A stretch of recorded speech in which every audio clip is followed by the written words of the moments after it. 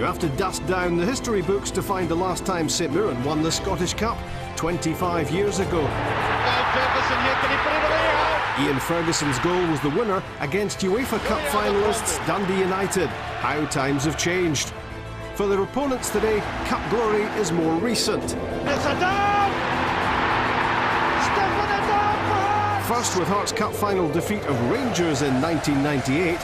Then in 2006, they got the better of Gretna and Stephen Presley lifted the trophy. And Hearts have won the Tennant Scottish Cup 2006. For St Mirren, Cup success is long overdue. For Hearts, it would provide welcome relief from tempestuous times at Tynecastle. Will 2012 be the year a new chapter is written? The chase for a place in the William Hill Scottish Cup semi-final starts right here. The first of the quarter-finals is at Tynecastle. It's Hearts against St Mirren, and it's live on the BBC. With Pat Nevin and myself in the studio, Hearts striker Kevin Kyle. Sadly for Kevin, he's not playing today. Let's find out who is from our commentators, Craig Patterson and Liam McLeod. Rob, thank you. Hearts, of course, with that fantastic result at Ibrox last week, almost got lost in the fact that the main story this week has, of course, been about Rangers, but what a result it was. And Craig Beattie, who came on at half-time and almost changed the game himself at Ibrox last weekend, he gets a first start for Hearts since signing just a few weeks ago, Craig. Yeah, and playing alongside Stephen Elliott, I think it's big news for Hearts. They don't normally play with two strikers, but if you're going to add Craig Beattie to the mix, somebody has to play in there alongside him, go on to flicks, play off anything he can lay back, and it'll be interesting to see if they can strike up a partnership this afternoon. Very, very attack-minded St Mirren side when you look at that. Lots of attacking options there. Van Zanten and Carey like to get forward from defence. They're a 4-3-3. McGowan, Kenny McLean as well like to support what looks like a front three. Thiel and Hasselbank with Thompson in the middle. Very attack-minded, Craig, and it's a St Mirren team who haven't been scoring many goals. Indeed, it's 5 draws in a row in the SPL and 4 of those have been 0-0. They're very hard to beat, and that's good news on Cup Day here at Tynecastle. You'll have to defend well, but Danny Lennon has named virtually 5 strikers in that side. They've came here, they've tried to defend, they've lost. I think today they're just going to go for it. Real chance for one of these teams to make it into the semi-finals, be the first team to make it into the last 4. We'll find out who soon. Kevin, good to have you with us. No Rudy Scatchell in the starting lineup for Hearts. He's on the bench. A Hearts fan was letting me know this morning that in his last 3 starts against St Mirren, he scored 8 goals. Would he not be a lucky charm to have around? You would like to think that, obviously scoring in every game he's played 3 times this season, that he would be starting, but the manager's obviously opted to put him on the bench. So why? Why? I don't know. You have to ask the manager that. But he's obviously went with somebody else, and Rudy will be on the bench, and if called upon, I'm sure he'll come on, and maybe that trusty left foot can get a goal if he gets the opportunity. Paul McGowan is back after suspension for St Mirren. How key an inclusion, Pat, could he be? I agree with what the lads were saying there, just in the build-up. Such an attack-minded side that they've got out, but I can say that exactly the same for Hearts. I mean, I'm as surprised as anyone that Scatchell's not playing, but the fact that Tao and Driver, the creativity and the wide areas from them, and certainly Blackie can come on and score from midfield as well, and that's with 2 centre-forwards up front as well. So you think they're very positive-minded, but I'm slightly surprised, as you say, McGowan's one, but McLean can get forward from midfield as well, and the out-and-out strikers have got Gary Thiel up front. It should be a very open game. There should be opportunities. I hope there is goals. Were you surprised, Kevin, last Saturday at what happened at Ibrox? Very surprised, because obviously Hearts' recent run of results haven't been that great, and to go to Ibrox, I can't honestly tell you when the last time Hearts have got a victory there, but to go there, go a goal down and then come back and win 2-1, it was a fantastic result. I know obviously Rangers have got their problems off the field, but to go there against a good Rangers side and get the 3 points was a welcome boost. And this, for Hearts, Pat, ended a run of 5 league wins without a win, and they were slowly slipping even out of the top 6 by the looks of it. And a surprise to most people who are watching on, because there's enough good players at Hearts to keep on going, but there is that period of time where if confidence starts to kind of fall away, it can affect everyone in the group. But looking at that one, just as the big man says there, if you go to Ibrox, it doesn't matter the situation. If you're a footballer, go to Ibrox in Scotland and come away with 3 points, you're absolutely delighted with that and excited about it. And the big thing about this is around you can smell Hampden. It's the quarters. You can think, wait a minute, this isn't miles away now. a couple of good results here, and we're there. So I think that'll be boosting their confidence and the excitement towards it. Here's what underlines the surprise element about the exclusion from the starting lineup of Rudy Scatchell, because this was the 5-2 game in January, a Scatchell hat-trick. Yeah, you know, he scored 3 wonderful goals that day, all with the left foot outside the box. He's got that in his locker, but you know, the manager, like, he's picked a different personnel today to play instead of him. So, you know, to the fans it might be surprising, but I suppose maybe consistency might set in. You know, Rudy, he's hot and cold. Some weeks he's superb, like the video shown just now, but other weeks he's maybe not involved in the game as much as he'd hoped to. But you know, the manager's made his decision, and Rudy, I'm sure, will accept that, and he'll probably look forward to maybe getting the opportunity to come on and maybe turn the game if needed. It's more than 2 years, Pat, since St Mirren beat Hearts, and it was at Fir Park, not a tasty playing surface. Yeah. It was back then. This was the semi-finals of the League Cup competition. It's been a while for them against Hearts. It's and by the way, what a goal this is! Really meant fantastic top corner. I think they'll have a better playing surface today, and of course that will help St Mirren, because they do like to, you know, play good football, get the ball down, attack in an exciting way. I mean, that's the way they like to try and play, and the manager really tries to impose that upon the style. So it will be very different from that day. They'll be looking forward to maybe some new history, because that is a little while ago now, and as I say, a different style, a different team, and probably a different gaffer as well. Let's hope this is not an omen about today, but St Mirren have drawn their last 5 games, Kevin, and 4 of them have been 0-0. Well, that doesn't sound exciting, does it? But hopefully today that will change. We could do a nice early goal.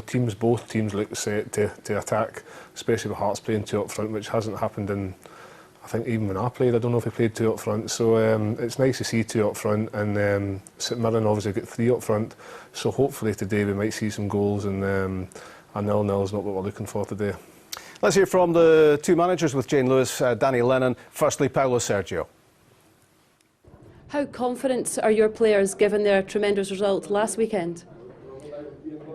Always, the victories always give confidence to the teams. We work a lot, but today it's a different game, different characteristics, different opponent, but the only thing we know, it's going to be tough again, so we have to work a lot to be happy in the end of the game. And how important would it be for you in this club to progress further in the Scottish Cup? As important for us, like to the others. We arrive here and everybody wants to keep going on the cup. We are no different, and of course it's a dream to go to Hampton, and we're gonna do what we have to do to arrive there. Do you feel there's a real desire within your teams to do well in the Scottish Cup this season? Yes, certainly. I mean, you know, sometimes you take opportunities and you present them for yourself, and sometimes you're given an opportunity. And we felt the last round there, playing against Ross County, where they have a fantastic opportunity to go into the next round. And they failed to take it. You know, and we were man enough to go up to Ross County on the day and put in a very good performance, and earn the right to come and play in a wonderful cup tie against Hearts today. Tynecastle hasn't been a happy hunting ground for you in the SPL this season. How do you plan to rectify that? Well, the first game that we came here, we certainly did bring our strength and our qualities with us. Albeit that it was an OG and a penalty kick that cost us dearly. The second game that we came, we find ourselves 2-1 up, doing quite comfortable. Then Hearts down to 10 men, you know, and then we self-destruct. So we know it's going to be a very difficult challenge for us, but one that we're very much looking forward to. OK, good luck, thank you. Thanks very much, Jane. Pat, getting to the top 6 for St Mirren this season could be a struggle now. This today can change the complexion to get to the semis, maybe get to the final. Yeah. I think that Ross County one was a big result. He talked about it there. I thought a lot of people were expecting Ross County to get through that. They're on such a great run themselves. So, no, he now knows he's got a chance. Once again, they're going to Tynecastle. I don't think the expectation is, for most people, that they're going to get a result. So they can actually go with it, with, you know, knowing that there's no danger of relegation. Highly unlikely they're actually going to get to the top 6. This is where just throw absolutely everything in it, and I think that's why it's such an attack-minded side. One of the things I'm most looking forward to is the kind of midfield battle. We'll look at the attackers that are out there. There's plenty of them, but looking at Kenny McLean in the midfield, I've always been a big fan of his. From the first time I've seen him, and if he keeps on growing, he could be a fabulous player. But against Ian Black, and you were just saying this beforehand, Blackie's a really, really good player. He's a player who's technically a lot better than people give him credit for, because everyone looks at the tackles and flying in, the bookings, sometimes the sending off, but hey, he's a player as well. Would he be more effective, Kevin, if he cut all that side out of his game, all the cards that he picks up, or is that just what you get with Ian Black? It's all wrapped up together? I think it depends on how the game goes for Ian Black. I think when everyone's going rosy and well, then he's a fabulous footballer. He's got great technical ability, he's got a good range of passing, he's very clever. But when sometimes it gets a bit nitty gritty, he doesn't know where to draw the line. He kind of steps over it, and he does throw in some crazy tackles, and sometimes even as a teammate you think, oh Blackie, what are you doing? But recently, and I don't know how you say recently, but the last 4 or 5 months he's been very, very quiet. And it's showed because people are now talking about his footballing side, and that's a good thing, because I think he's a fabulous player and I've always admired him in my time at Hearts, but if he could cut out the silly tackles. But I think that's always going to be in his locker, because he is an aggressive little player for the size of him. You know, you would think he was 6'8" in that football part, but I think he's only like 5'2" or something. But he's got his all-round game's good, and if he cuts out those crazy tackles, it's all very well tackling hard and fair, but sometimes he just kind of steps the mark, and I think he knows that. And I think now that people are talking more about his football, he's enjoying it more. All the talk about the chaos off the pitch at Hearts has gone quiet, but naturally enough at the moment, because relative to Rangers, it is quiet. Yeah, but still there in the background, and the players will have those worries and fears in the background. But to be fair, you're not thinking about that when you're out on the pitch today. You know, it's getting to the latter stages of the Scottish Cup, so you can actually put all your focus onto that. And you know, for players, that's a brilliant thing, because you'd love to leave that behind, and especially if you've got, you know, the belief and confidence, which I think Hearts have got today, going forward, that they can actually get through this. I think there's really good quality going wide. Again, I always like watching Driver. I think he's a fabulous player and he can go a long way in this game, getting the ball out to him as much as humanly possible. Also, Tyle, interesting player for me. On his day, is technically as good as anyone. Off his day, gets Scatchel on quick. The Hearts players are lining up in the tunnel prior to the game, Kevin. How frustrated will the St Mirren fans feel, do you think, about the way their season has panned out? Great first half, playing lots of attractive football.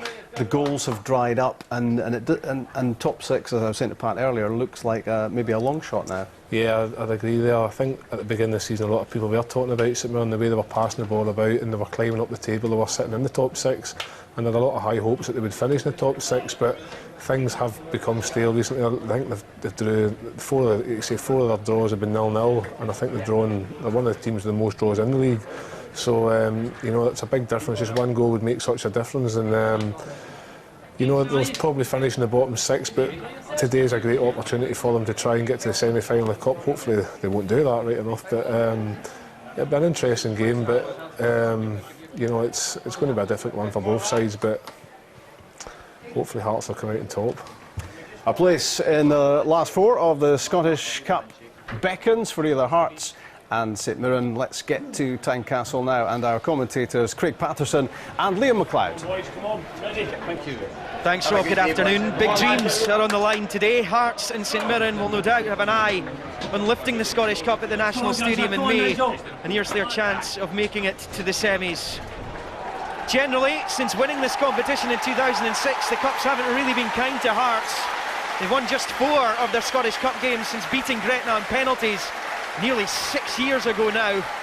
But they have been in charge of this fixture for a while, particularly here in Gorgie. The last St Mirren win here was Boxing Day 2007, and it's also now 51 years since the Paisley side won here in a Scottish Cup tie, albeit they haven't played here every season.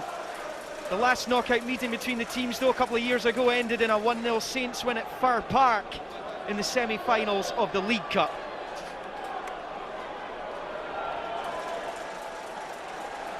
Well, a first Hearts start for the former Celtic and Scotland striker Craig Beattie, who will begin the match with partner Stephen Elliott up front. Jamie Hamill, who got the win at Ibrox last week, is suspended. Midfielder Scott Robinson is injured. Very attacking looking St Mirren team, as we've been talking about. 4-3-3, says Danny Lennon. Paul McGowan returns. Jim Goodwin continues at centre half, the skipper, and Stephen Thompson will lead the line with Teal and Hasselbank either side.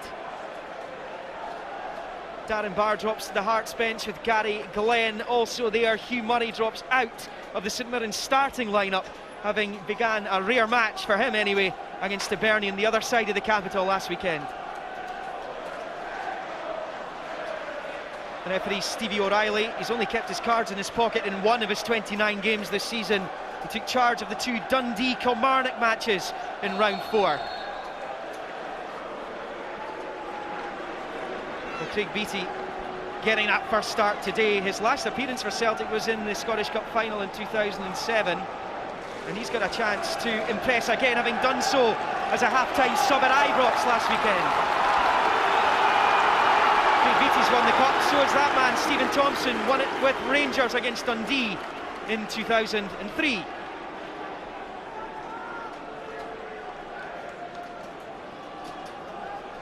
Fine afternoon in the capital, bit blustery though. Cloudy overhead, pitch bare in part, but on the whole looking good. 2 Hearts wins and a draw in the 3 league meetings between the teams so far this season. Jamie Hamill and a Lee Mayer own goal was the difference in September here at Tynecastle.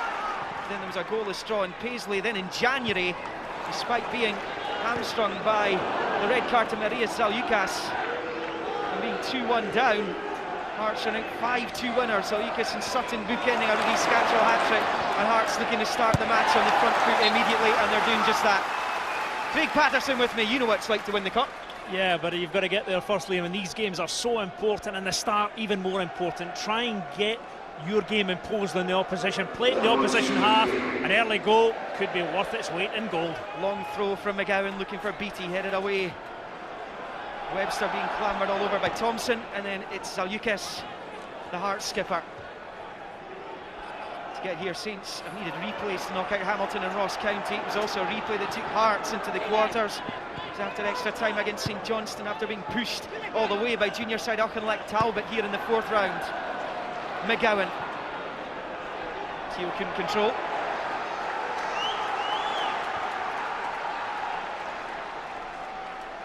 St Mirren, of course, beat Hearts in the semi-finals on their way to their last triumph in the competition in 1987. It was a John Robertson hat-trick that beat St Mirren in a replay the last time the sides met in the competition in 1992, both looking to win the William Hill Scottish Cup.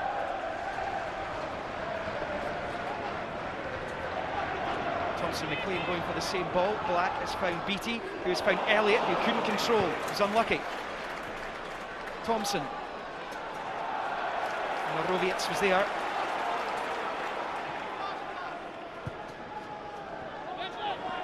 It's a very dirty job in the Hearts midfield, Adrian Morovic, doesn't he? You don't often notice him in a game. Yeah, but you notice when he's not in the team because other teams can play around you.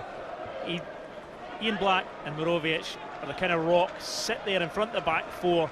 Make sure you don't get at the Hearts' defence. Anything they produce, as Ian Black did last week at Ibrox, in the forward area, that's a bonus.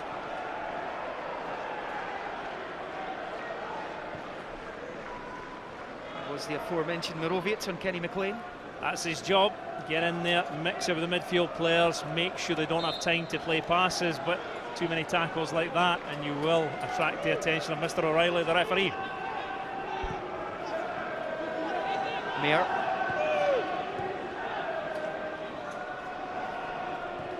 Talking about Stephen Thompson winning the Scottish Cup in 2003. Lee Mayer lost it that season in the final. He played for Dundee.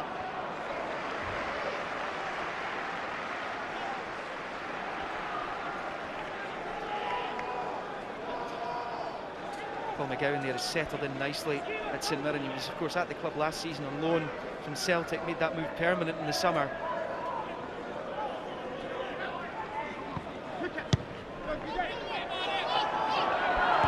Thompson and Zaljukas, what a good battle that'll be this afternoon. It's gone against the visitors.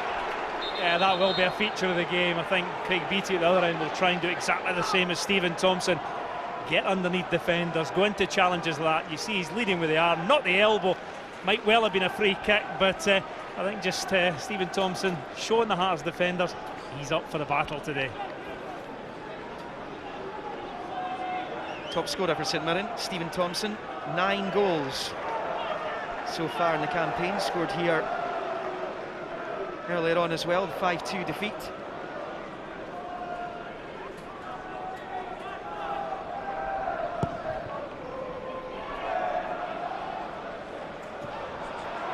Beattie both left that in the end. It's Thompson, Stephen Thompson, the midfielder. Two Stephen Thompsons in the side for St Mirren. There's no foul. Oh, it has been given. That's a late shout there by Stevie O'Reilly. Certainly an arm went out from Mary Towell.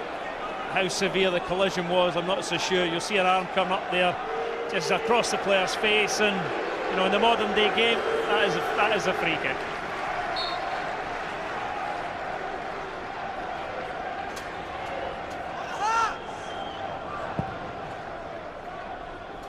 Sampson looking for Thompson. Only chested into the path of driver. Beattie. Worked back by McGowan. Black almost feeding it through to Beattie. Goodwin was in the way.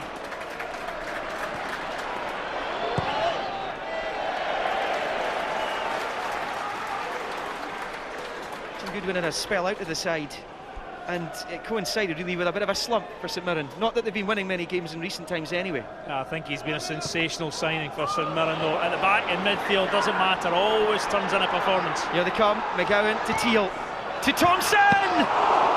Almost first blood to St Mirren. McDonald equal to it, either side of the keeper. They may have been in bother. What a chance for St Mirren. Great link-up play. Good ball, and he sees Stephen Thompson there, and he's got to find the corner. Determined hit target, goes side foot. You'll see he doesn't really get his foot through it. Straight to the goalkeeper. Jamie McDonald asked the first question of this Scottish Cup quarter-final. Goodwin pinging it out to Hasselbank. Up against McGowan. That's got pace to burn. Nigel Hasselbank trying to get away from McGowan. Fought back well. It's going to be another good battle. There's the first race, and Ryan McGowan proved he can match him for pace. Great recovery from the fullback. Thought Nigel Hasselbank was away. McLean. Oh, it's a good ball in. Almost managed to pick out Thompson. There's more height than distance in the clearance. It's still bobbling about. It is Thompson. Teal. Oh, is that a handball? Big shout for handball. It's not being given. It looked like handball, has to be said. And the St Mirren players can't believe it. Well, the players are so close together. It's a question of, you know, where is the arm? Is it in an unnatural position? It's one of these ones. They couldn't get the ball clear, and when it comes to Gary Teal, it's one touch. He then shoots, and I don't think there's any way Danny Granger can get out the road of that.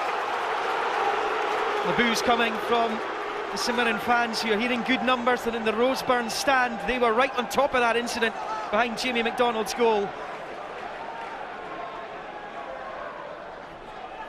Elliott. Beattie strong against Thompson. And Elliott going in, and Mayer blocked the initial clearance. Carey. McGowan. Kenny McLean. A lot of early season plaudits, Kenny McLean. He's trying to feed in Hasselbank and has done.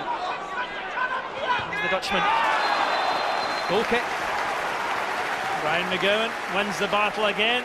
Not only does he get back, actually gets the goal kick, but the big decision of the game so far was this a penalty kick.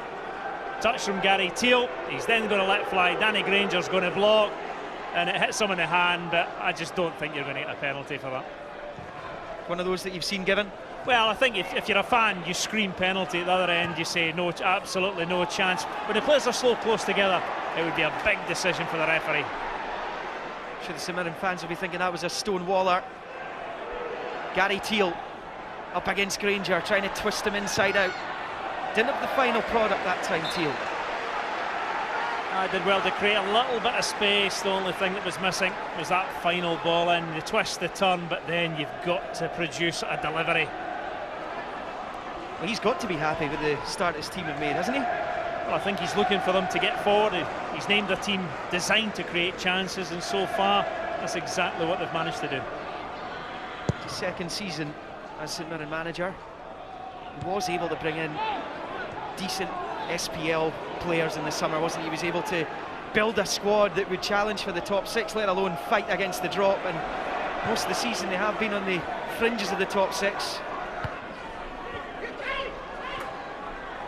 Hasselbank trying to get away from Adrian Mirovic. He's dug that out. McGowan is in brilliant space. He didn't catch it though. What a chance again for St Mirren. Magnificent link-up play again. You know, the hard work down the left-hand side by Nigel Hasselbank shows his strength, but then picks out a great pass, and you would fancy Paul McGowan to at least hit the target. It's a lovely ball. He's timed to see it, size up the opportunity, but then just at the last second, you know, you try and get that little extra power off the outside of the foot. Well, Craig, we had been speculating about the St Mirren team, and surely he wasn't going to go so attacking at a ground where Hearts are so miserly normally, and they've shipped goals 7 in their 2 visits already this season, but it's causing Hearts problems so far. Yeah, well, I think Hearts must have known what was coming, because you look at the St Mirren lineup. Stephen Thompson has a bit of defensive ability, if you like, but the rest of the midfield to front, they're all attacking players. They only know one thing: get forward. So UCAS asking too much of Black.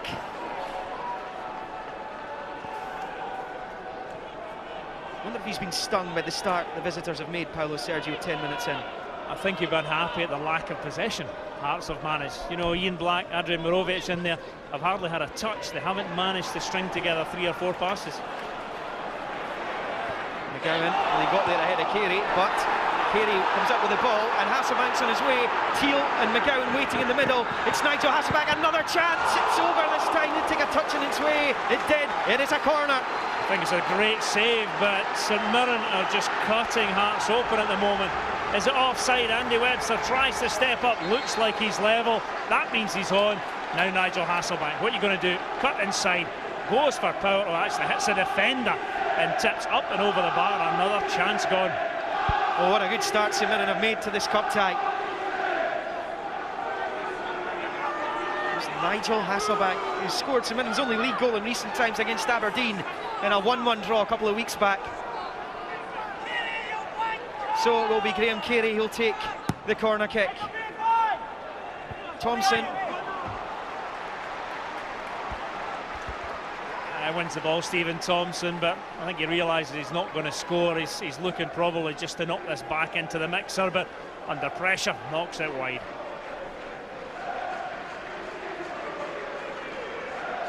So far, Jamie McDonald has been the busier of the 2 goalkeepers. Craig Sampson up the other end.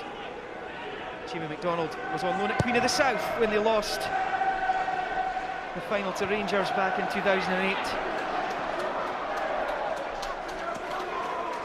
And he's seen plenty of the ball in or around his penalty area in the first 11 or 12 minutes.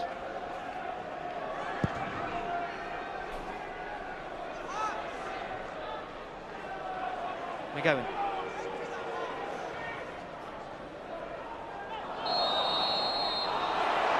That's gone the way of St Mirren. I think the initial shout was for a handball against Teal, but it goes against Granger.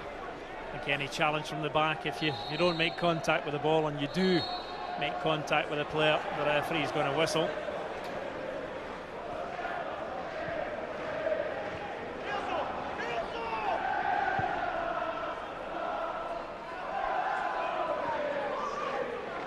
Carey.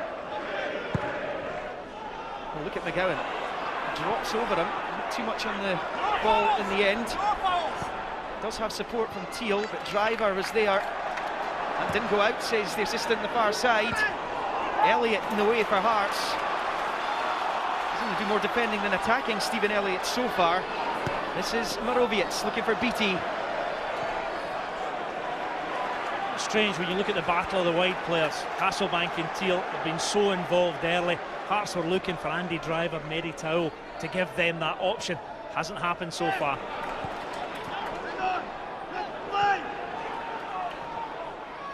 Towell. McGowan. Elliott hugging the touchline. And coming inside before finding Mirovic. McGowan. Way too much on the ball from Ryan McGowan. Beattie looks quizzically. When you've got a big striker in there, give him something to go after.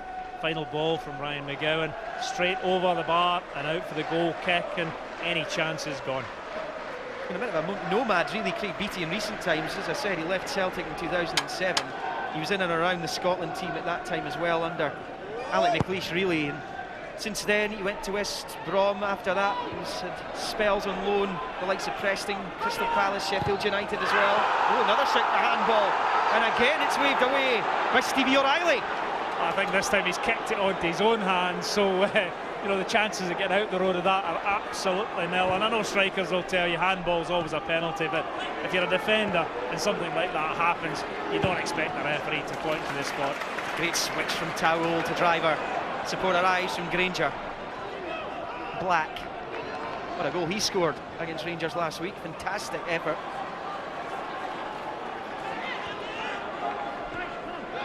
Towell. Murrowiec. Towell. That's for Beattie. Oh, Beattie last, did it? Yeah. It's a better ball, and at least a ball that he can go after on that occasion. Give Craig Beattie a chance to use his aerial ability.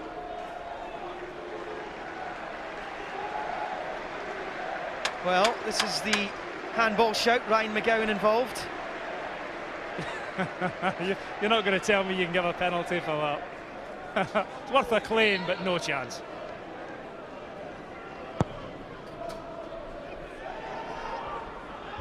Thompson flicks on.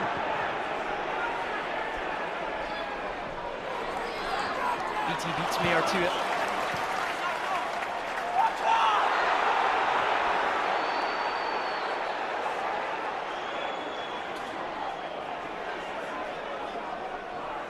Apologies if Craig Beattie offended anyone out there, but a frustration from the Hearts striker.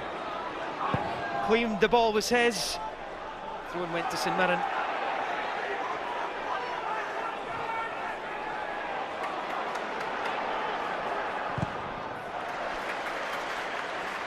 Well, St Mirren closing the game down well. Now that is something that they've been consistent in for the vast majority of the season. When they've not got the ball, they have been working very hard, haven't they? The problem is the goals for column. You mentioned 1 in 5 games in the league. All right, you've only conceded 1, but on Cup Day, you want to get through and you've got to make the most of your chances. They've had a couple already and still nothing to show for their efforts. One of the lowest scorers in the SPL this season, St Mirren, so far. This is McGowan, trying to get the right side of Lee Mayer. McGowan sweeps up.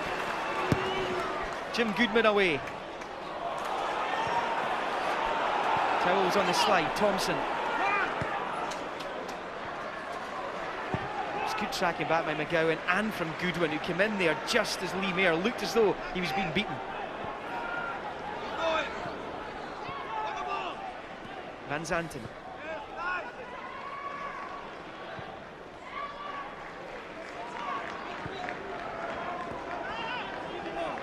As you would have seen on our team graphics before kick-off, as Elliott tries to close down Carey, that Hearts were going 4-4-2. We've been accustomed to them going with a 1 striker as the offside flag was up against Stephen Thompson up the other end.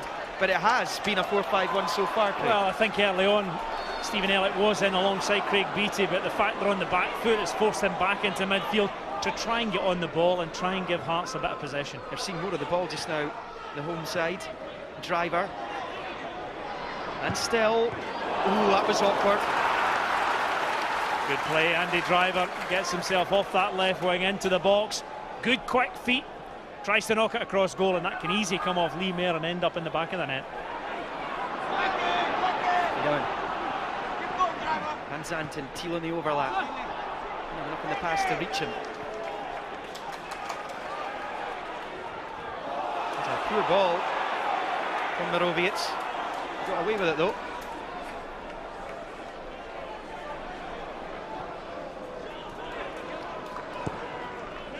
Elliott.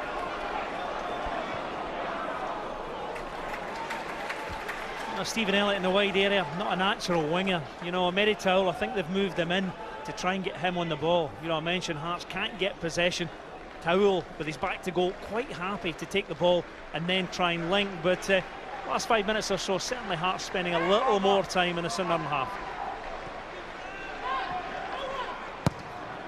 It's the first of the Scottish Cup quarter-finals across the weekend. 2 today, 2 tomorrow. Hibernians trip to face Ayr United later on this afternoon, followed tomorrow by Dundee United, Celtic and Motherwell against Aberdeen. Elliott, Beattie, McGowan.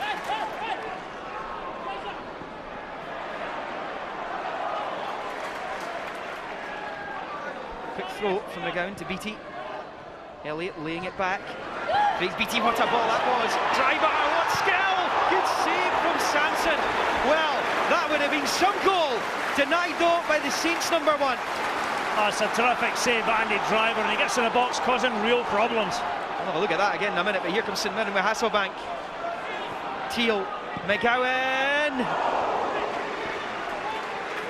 It's turning into a really good game of end-to-end football, but Hearts, the closest they've come to scoring. It's clever ball from Craig Beattie. Now, Andy Driver, how he gets through the two players, I've no idea. Terrific save. This is a nightmare for defenders. When you're in the box, you cannot afford to throw yourself into a challenge, and the goalkeeper does so well. And this happened up the other end just after. Yeah, Paul McGowan's unlucky, just drags the shot wide of the goalkeeper's post. But as I say, we came here, two teams that know each other well, thought it might be a stuffy encounter. Thankfully, it's good, open, fair.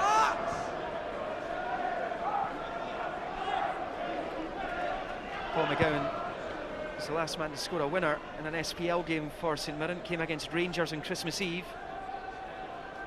Have, of course, won in the Cup since then. Otherwise, he wouldn't be here.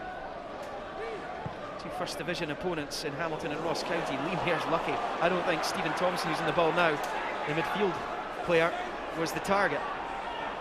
You called it, Liam. More luck than good judgment, but might just be your day when you see things like that happening.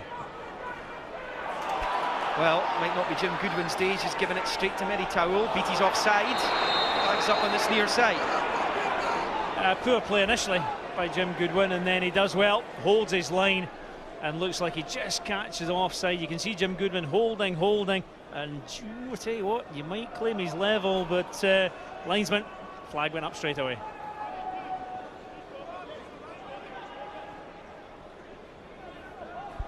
Edging towards the first quarter mark of what's been a lively cup tie so far, I think it's fair to say. It's Jim Goodwin on the ball just now.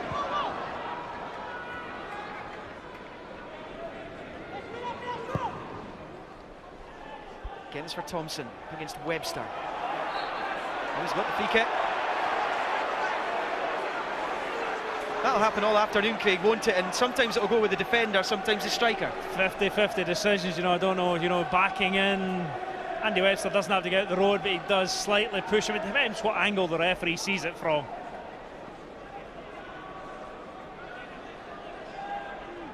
Set piece chance then for St Mirren as we await the deadlock to be broken at Tynecastle.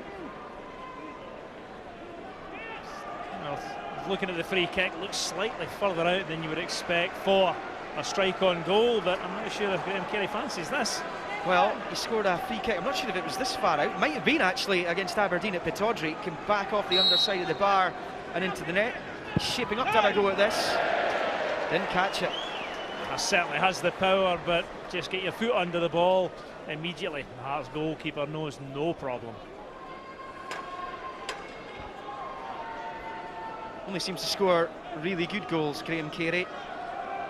Scored another fantastic goal against Dundee United in a league game in Paisley. St Mirren fans who made the journey through from Paisley were at the top of your picture there. Don't think Jamie McDonald wanted the ball back there, he got it anyway. Stephen Thompson did so well to close Hearts players down, but no St Mirren player pushed up and gave him any help at all. McGowan. Gary Teal. It come to McGowan again, it has. Teal. Oh, look at Hasselbank here, but it doesn't come to him. It's a poor ball in from Gary Teal. If you chip the ball in, gives the goalkeeper time to see it and make an easy catch. Black pitch to run into. There's Paul McGowan tracking back again. He's done that a few times in the game. Thompson. Carey.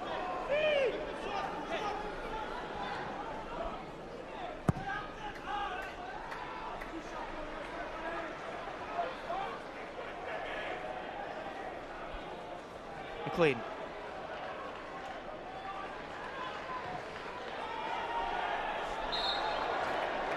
Offside decision there against Hasselbank. Infuriates managers when wide players who can look across, they can see everything, still manage to get themselves offside. What's he thinking now, Craig? Because after 10 minutes, when we last spoke about Danny Lennon, he would have been delighted. 50 minutes have passed almost since then, and Hearts have come into the game. But still happy with the way his team are playing, you know, dominating possession here at Tynecastle, difficult venue.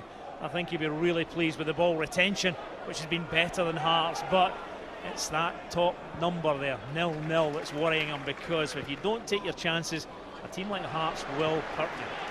Story of recent times for Saints. Hearts in the league, just a couple of wins in the last 8, but of course back in the rails last weekend in Glasgow against Rangers. That's another pure ball from the Roviots. Hasselbank, it's 3-on-3 for a minute. Danny Granger's getting back. On the other side, Hasselbank claims he was fouled and he's got the free kick. And Andy Webster has words with the Roviots, and little wonder. Well, you can't give the ball away in that area and invite teams to come at you. He's looking to pull the trigger, Nigel Hasselbank, and Andy Webster just uses his body to block him off, but this is a real chance. Perfect position for a free kick, far enough out to get it over the wall and get it down, and Graham Carey's had a sighter. Will it be him again? Carey there, Gary Teal is there as well, Kenny McLean too. Much better area for a strike than they had a few moments ago, and it was about 15 yards further back. Well, this is the one you can see the goalkeeper's worried. Everybody back for Hearts, every single maroon jersey back in that box. They know this is danger.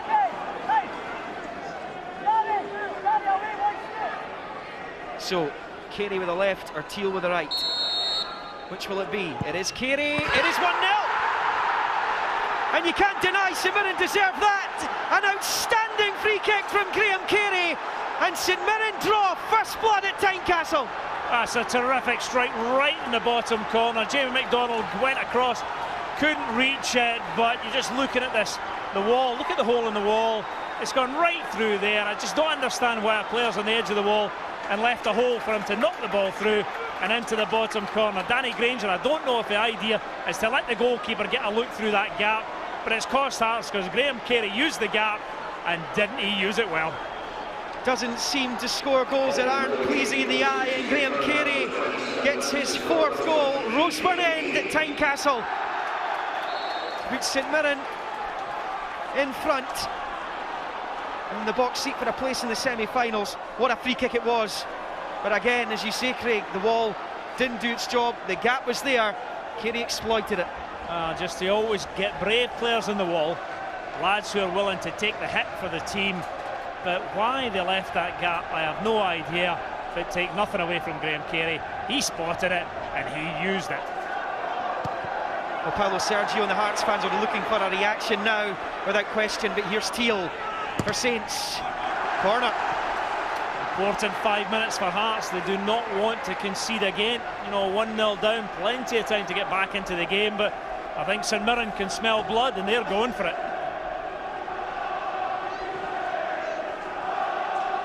Saints, remember, 2-1 up here earlier in the season. Hearts were down to 10 men as well. They lost 5-2. They will be taking nothing for granted.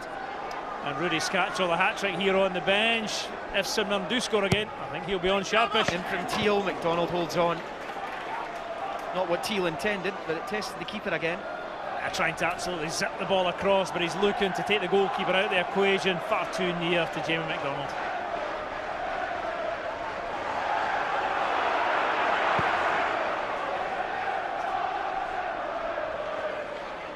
Well, Hearts weren't good at all in the first half against Rangers last week. They turned it around with a superb second half performance to win at Ibrox.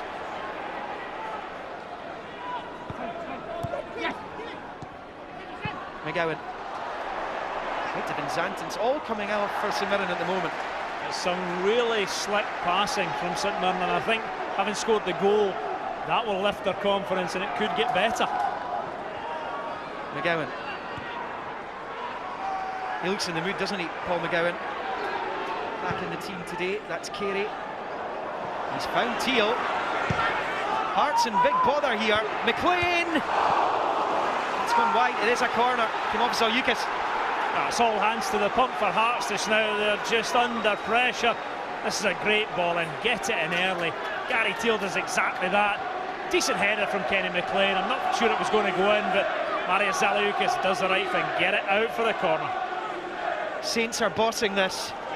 It will be Graham Carey with the outswinging corner kick. Mayer.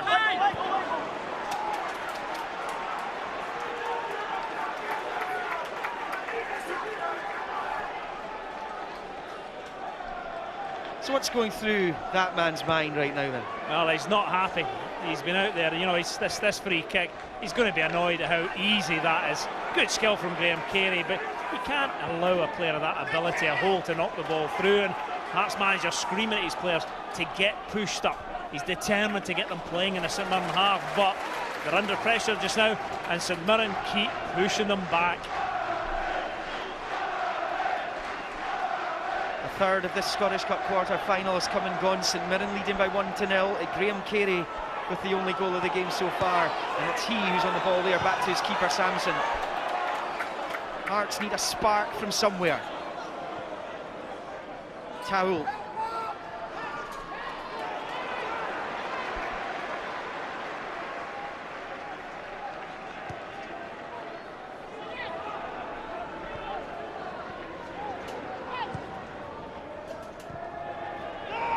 Goodwin.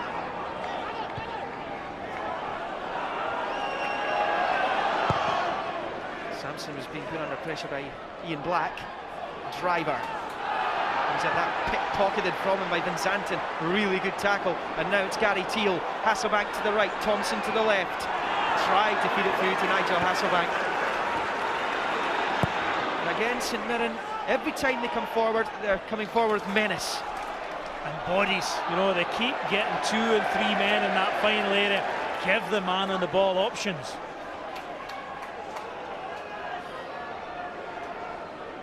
What a good player Paul McGowan is. It's unfortunate giving away the free kick, but not only does he get forward, he's keen to do the dirty work. Get back, make your challenges, block runs, match players who are trying to get into the box. Even Neil Lennon has admitted how well Paul McGowan's done since he left Celtic to get regular games. Black's free kick for Hearts, straight down the throat for Samson. It's too easy. Idea was sound. Marius Zaliukas in the middle got free of his marker, but just far too much on the free kick.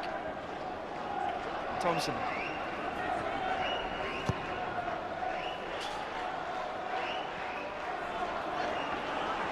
Jim Goodwin having to play at centre half because of injury to Mark McCausland, who has really been in there for most of the season alongside Lee Mayer. McCausland is on the bench, still some way from full fitness. Darren McGregor was on the bench last week. You know, players to come back, and you know, you look at the way St Mirren are playing, it's going to be hard for anybody to break into this team.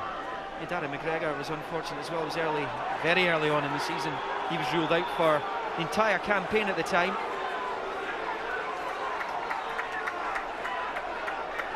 So annoying for guys who are coming into the last year of their contracts as well, the season taken away from them effectively. Thompson. Going to Carey. Teal. They're just knocking it about for fun at the moment. St Mirren, the Saints fans loving this right now. Hearts fans wanting to see more pressure on the ball.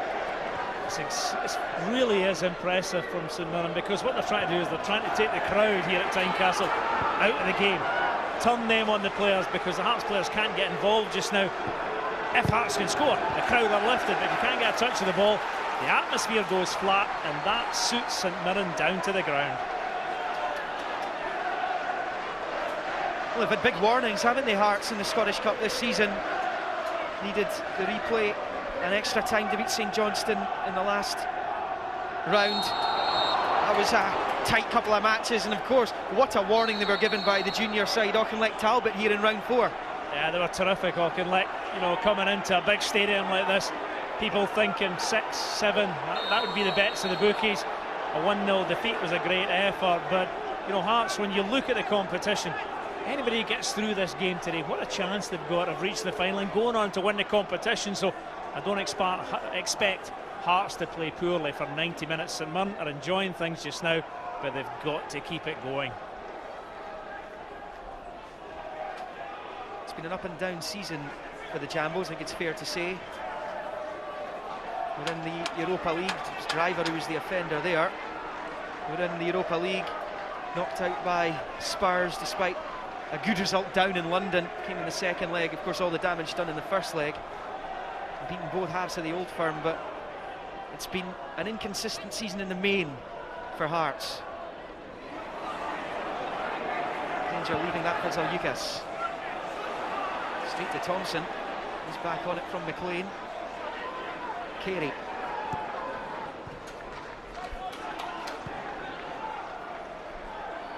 Comfortable in the ball in the middle of the park, St Mirren, and they've got the outlet on the far side, not just from the two wide men who are there, Teal on the right, Hasselbank on the left, but the full-backs as well. Carey, the goal scorer, and Van Zanten over there on that other side. This is Hasselbank up against McGowan. He's away from McGowan.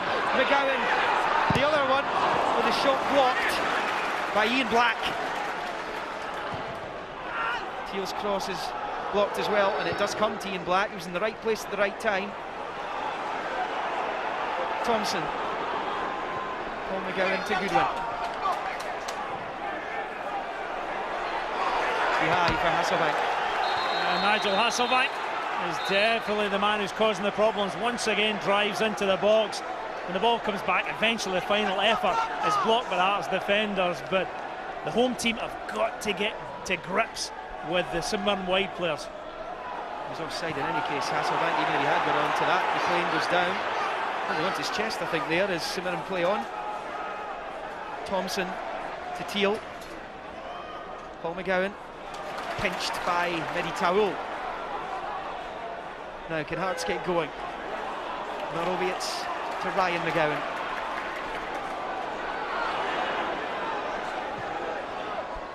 Elliott. Good skill by the Irishman, he still has it. He's got a corner. Good tenacity from Stephen Elliott. Just refused to accept that he was going to be bullied off the ball there, and this is a chance for Hearts. Big centre-backs, Andy Webster, Marius Zaljukas will get themselves into the box, and they do provide a real threat. Danny Granger will take the corner. He's got a horrible Scottish Cup story to tell from his time at Gretna. Didn't play in the final against Hearts in 2006 because he'd played for Brechin on loan. Didn't realise he wasn't going to be able to play until the day before the game. He'll take the corner. In for Beattie! And on his debut, Craig Beattie heads Hearts level in the cup tie. Perfect header from the striker. I mentioned the centre-backs. He's there, the big player. You've got to mark him. You cannot allow him a free header. Good ball in. Decent run. Great header right in the bottom corner. You wonder about if there's a man at the post, he clears that, but take nothing away from Craig Beattie. Perfect header from a real good corner kick. One start, one goal for Craig Beattie. He impressed last week. He's impressed the home fans this week. He gets his Hearts career off and running. And that completely changes the complexion of the game. Now the Hearts players get a lift. Well, Hearts are going to make a change. Adrian Mirovic is going to come off and Rudy Scatchell's going to come on. I'm going to leave that one to you, Craig. I just wonder if the manager, he was going to do it, then his team score, you then change it and say, right, let's leave it for 5 or 10. But I think it tells you Paulo Sergio, he wasn't happy with the way things were going. He knows that Scatchell has a record of scoring against St Mirren, so he's throwing on a player he knows can make an impact. Not so effective away from home, Rudy Scatchell, but here he's deadly. Well, I think it might be 8 goals in his last 4 games against St Mirren, including a couple of hat-tricks, so he's horses for courses. He'd be the man, but now how does St Mirren react? Can they get back to the way they were playing before? Well, now suddenly it's the Hearts fans who've got their tails up.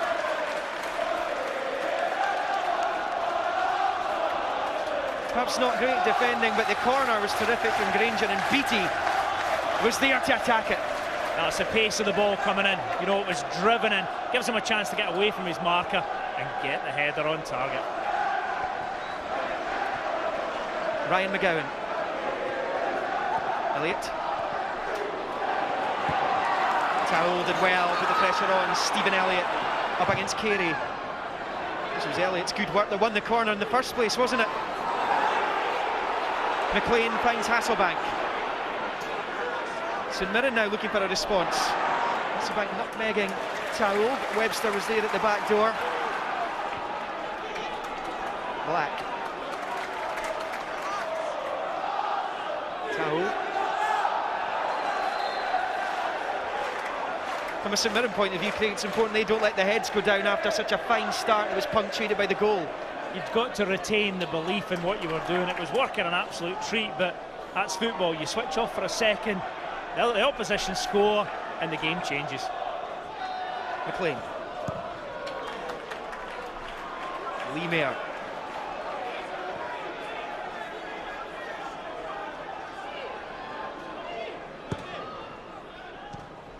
That was straight to Black. There is a second chance. Oh, that's a poor ball from Carey. Now St Mirren could be in big bother. This time it's Beattie, didn't take full advantage of it. Scatchell was waiting for the pass as well. He made a poor choice. Scatchell had got up, Andy Driver had got there. He had options, but tried to go for it himself and just didn't catch it.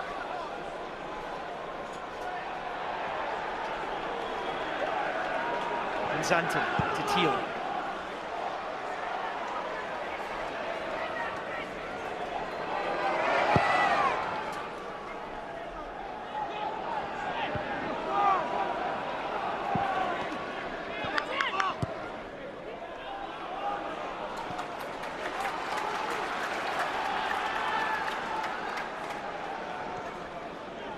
Jim Jeffries, former Hearts manager, won the Cup for the Jambos in 1998. Always welcome at Tynecastle, of course, despite his departure back at the start of the season in July, beginning of August. He was immediately replaced by Paulo Sergio. He was the same day, if not the day after. McLean.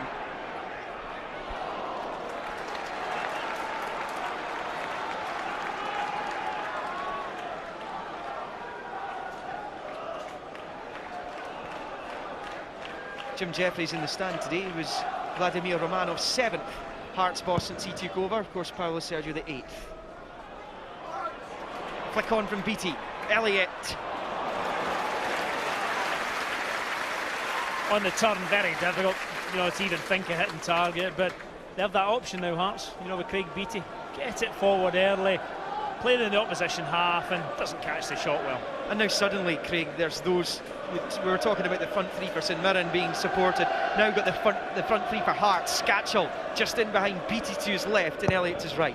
Well, Rudy Scatchell will love playing with Craig Beattie, because if he can hold things up and knock things back around the edge of the box, there's no better striker of the ball than Rudy Scatchell. Ryan McGowan.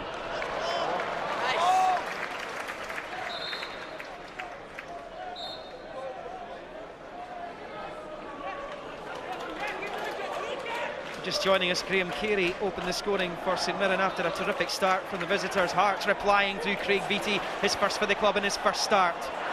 They've also made a change. Hearts Scatchell on for Mirovic as Elliott picks out Beattie. Almost came to Scatchell. There was Paul McGowan, Ryan McGowan. Suddenly Hearts are looking the more menacing when they come forward.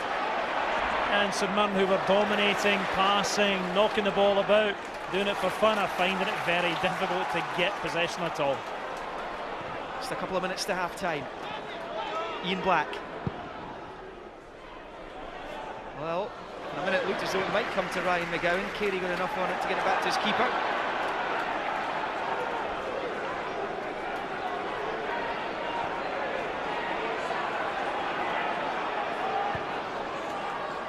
St Mirren's last Scottish Cup win over Hearts was in that 87 semi-final. Frank McGarvey got the only goal, or rather the decisive goal. That was out of play under the feet of Van Zanten. Just the 1 minute of stoppage time added on at the end of the first half.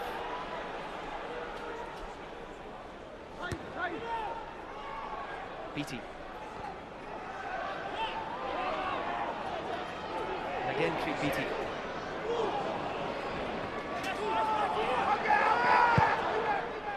Zanton. Blackman still shot out to Zalyukas.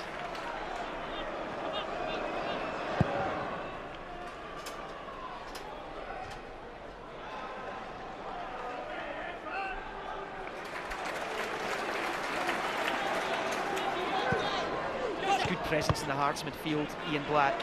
Doesn't score many, but what a strike it was last week as he's taken right out of the game by Hasselbank. Ian Black's normally the man dishing those out. Doesn't like to be on the receiving end, but fair play to him. Just gets up and gets on with things. If you're going to dish it out, you've got to be able to take it.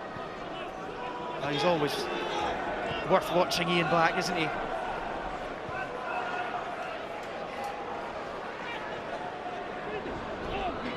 Ranger. It's closed down by Stephen Thompson.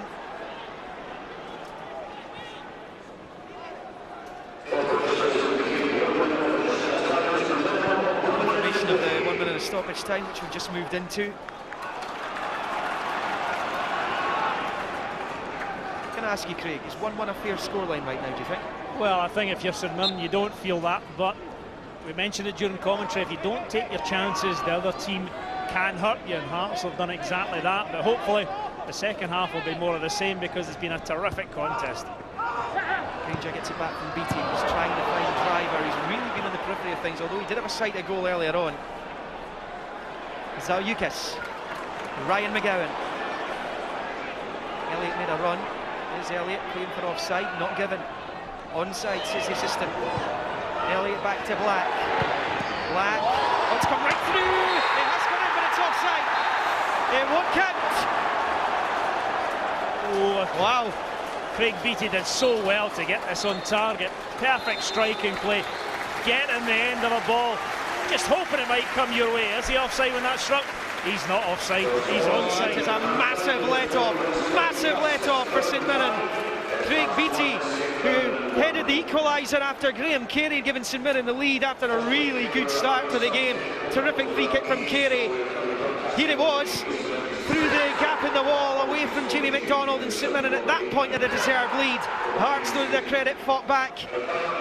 They managed to get the leveller after Carey's fourth of the season. Granger's corner, Beattie's header, that was 1-1. First start for Hearts for Craig Beattie, the former Celtic striker, knocking them level in the cup tie. In a game they did not start well in. Then came that controversial moment at the end of the half. The guys can dissect that at half-time at Tynecastle. It's Hearts 1, St Mirren 1. Yeah, thanks, Liam. Let's hope the second half is as good as the first. It is a cracking Scottish Cup tie, the first of this quarter-final weekend. Pat Nevin and Kevin Kyle with me in the studio. And Hearts will be delighted, your team, about the way that first half has turned around, because St Mirren dominated, went ahead, looked to be in charge. Yeah, we'll be delighted coming in at half-time drawing 1-1, but obviously a little bit disappointed after seeing the goal there that Craig Beattie's had chalked off that it's probably onside. But we started off very poor. St Mirren's went 1-0 up, but we fought back well. We've got the equaliser and we're looking the stronger team. So hopefully we get in the dressing room now. The manager has a few words and we can back out the second half, continue where we left off, and hopefully push on and get the win. And Pat, St Mirren looking vulnerable, having had so much control of the game and all those chances. And it should happen at some point in the game. I mean, Hearts are the home side. I mean, they've got enough good players there, but the control, I would say, for just about 30 minutes that St Mirren had over the game was incredible. I thought they played really well. We looked dangerous every time they went forward, particularly on the left-hand side with Hasselbank. But goals change, attitudes, and immediately Hearts, and I think Hearts grew into it. I think we all noticed that Ian Black started getting more into the game, started controlling it a little bit more, and suddenly that little period that Hearts had, you know, they could have actually, as we were saying, it could have been 2-1 up there at the break, but it's made for a really exciting game. It's been fantastic all the way through. St Mirren, if they want to do anything here, they have to be brave enough to play their own game and keep on playing their own game, and that's not easy when you've lost a goal. Craig Beattie had scored already in his first start. Kevin, he reckoned he'd scored again right on half-time there. Was this, let's confirm it, a big break for St Mirren? It's a massive break for St Mirren. Obviously, Blackie's had the shot, and Craig Beattie just did what a striker's natural instincts would be, to try and follow in, and it came to him. He's put it in the back of the net, and obviously the replay will show here that he's clearly onside.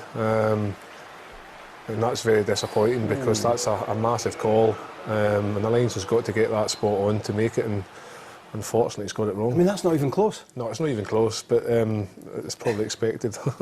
It looks easy on, you know, when we slow it down, and it's obvious, to be honest, immediately. But you're looking, the assistant's looking along the line. That's his job, and he's got it wrong. I absolutely agree with you. And when it happened, both of us said, "Oh, don't know about that." And even from the first angle, and it's tough though. But at match speed, it's a tough one to call. And again, it's an old argument.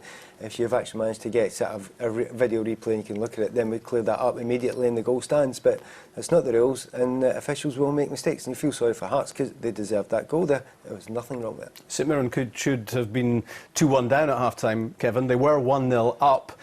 Would you describe this as a set-piece shambles from a Hearts point of view? I don't want to be too critical because obviously they're Why not? they're my teammates out there, but the wall to me doesn't look it doesn't look the best of all. There's a gap there between Andy Webster and Danny Grange. I don't know if that's their fault because obviously the goalkeeper lines the wall up, but as the fullback Kerry's looking at that, he's just saying, well, I can see a gap here, I've got the left foot, I'll just put it into that space I see, and that's what's happened, and it's ended up in the back of the net, and it's a very disappointing goal to lose. The St Mirren defending wasn't too clever on the equaliser either, but that's why Hearts have brought in Craig Beattie. This is what he does. Yeah, I mean, good power that he holds it up there, and lovely header down. So, I mean, remember to think about that first, but have a look at the near post for St Mirren. I have absolutely no idea what Gary Till's supposed to be doing there. He's not on the post. He stands on the post and that ball gets cleared. He's not. Is he the front man here? Is he going to stop anything? No. So he's either fishing or Phil. He's doing nothing. So well, he's been asked to stand there, but you're not going to help anybody there. And the amount of times that goals are scored because the guy's not standing on the post, and people actually, it drives you mad because I can't see any point in Gary Till standing precisely where he's standing because that ain't stopping anything. And he just goes a yard further back, stands on the post, the ball's cleared, and St Mirren can cruise on. It's hard enough to believe that St Mirren are all square at half-time. Far less they could have been 2-1 down, because how many good chances did they have early on? They did. They started off really well, and obviously this here comes from a mistake from Blackie, and it was good play down the wing, and you know, I think it was Stephen Thompson has a shot in the end. It's unlucky. Keeper makes a good save, but those first 20 minutes, first half an hour, you know, St Mirren had numerous chances where they could have went 2-3 up. You notice how close in Hasselbank was there as well. I mean, he's been fantastic all the way through, but he's been so lively. I mean, he's a natural striker anyway, but coming in from the left, he's looked fabulous. I think on both sides, when either winger goes down the wing, the other winger comes into the box. When, again, here you'll see Hasselbank, he gets down, gets past McGowan. You've got, what, 3 bodies there inside the box, 4, all waiting to try and get a shot on goal. So, and it's the same on the other side when I think it's McGowan goes down, Hasselbank tucks in, and they've got 4 bodies coming in as well. So they've got a lot of attacking options, but they've failed to put them away. Did St Mirren, Pat, turn up with the right attitude in contrast to the home team? Oh, just sometimes it happens with teams, you know, if you start really well, which St Mirren did start well, and it's sometimes maybe just one player who actually puts a little bit of pressure and the game moves that direction. And because it was Hasselbank was getting beyond the defence in the kind of left wing here, that just pulled the entire Hearts team back. Tyrell get dragged a little bit further back, and it left up front not enough help between the sort of the Hearts forward line and midfield. And because he's pushing them that far forward, it gives the rest of the St Mirren players a chance. Once again, just as Kevin was saying there, there's 4 guys in the middle there. There's 4 guys attacking the box. Now, that's because the entire team has been pushed up because they know that the pace that Hasselbank's got. And he's looked great from start to finish for me. If I was St Mirren, get the ball out there, every opportunity, isolate him with a full-back. St Mirren will be hoping, Kevin, that they don't look back on this today and it encapsulates their whole season. Some great football, carving out great chances, not taking enough of them. No, that's true, and that's probably been the story of their season, not taking their chances, because in this evidence, this performance, you know, they're playing some really, really good football. There was a part in the first half there where they must have passed it maybe 10, 15 times without Hearts even getting within a yard of the ball. So they've got to continue in believing in their philosophy of doing that, and you know, at the end of the day, they've got to go up the other end and take their chances, and if they don't take their chances, eventually they are going to be punished, and that's shown obviously with Hearts getting the equaliser and nearly sneaking the second one just before half time. So all those St Mirren chances, Pat, and a couple of penalty claims to add in as well. I don't think the second one was ever going to be given against Ryan McGowan, but what about this one, Danny Granger's handball? Well, it's definitely not deliberate, and I don't know where else he can put his hands, but that ball's going towards the goals. Now, if you go and put that back in the goal line and it hits his hand, whether he means it or not, you probably give a penalty kick. So I've seen plenty given on those occasions, and I think St Mirren can be a wee bit disappointed.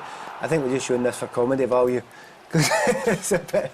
Take his chin out. No wonder he's got a bandage in his hand if he keeps on doing that to his hand. But there's nothing in that one. But St Mirren could, I think Daniel Lynn a wee bit disappointed they didn't get that.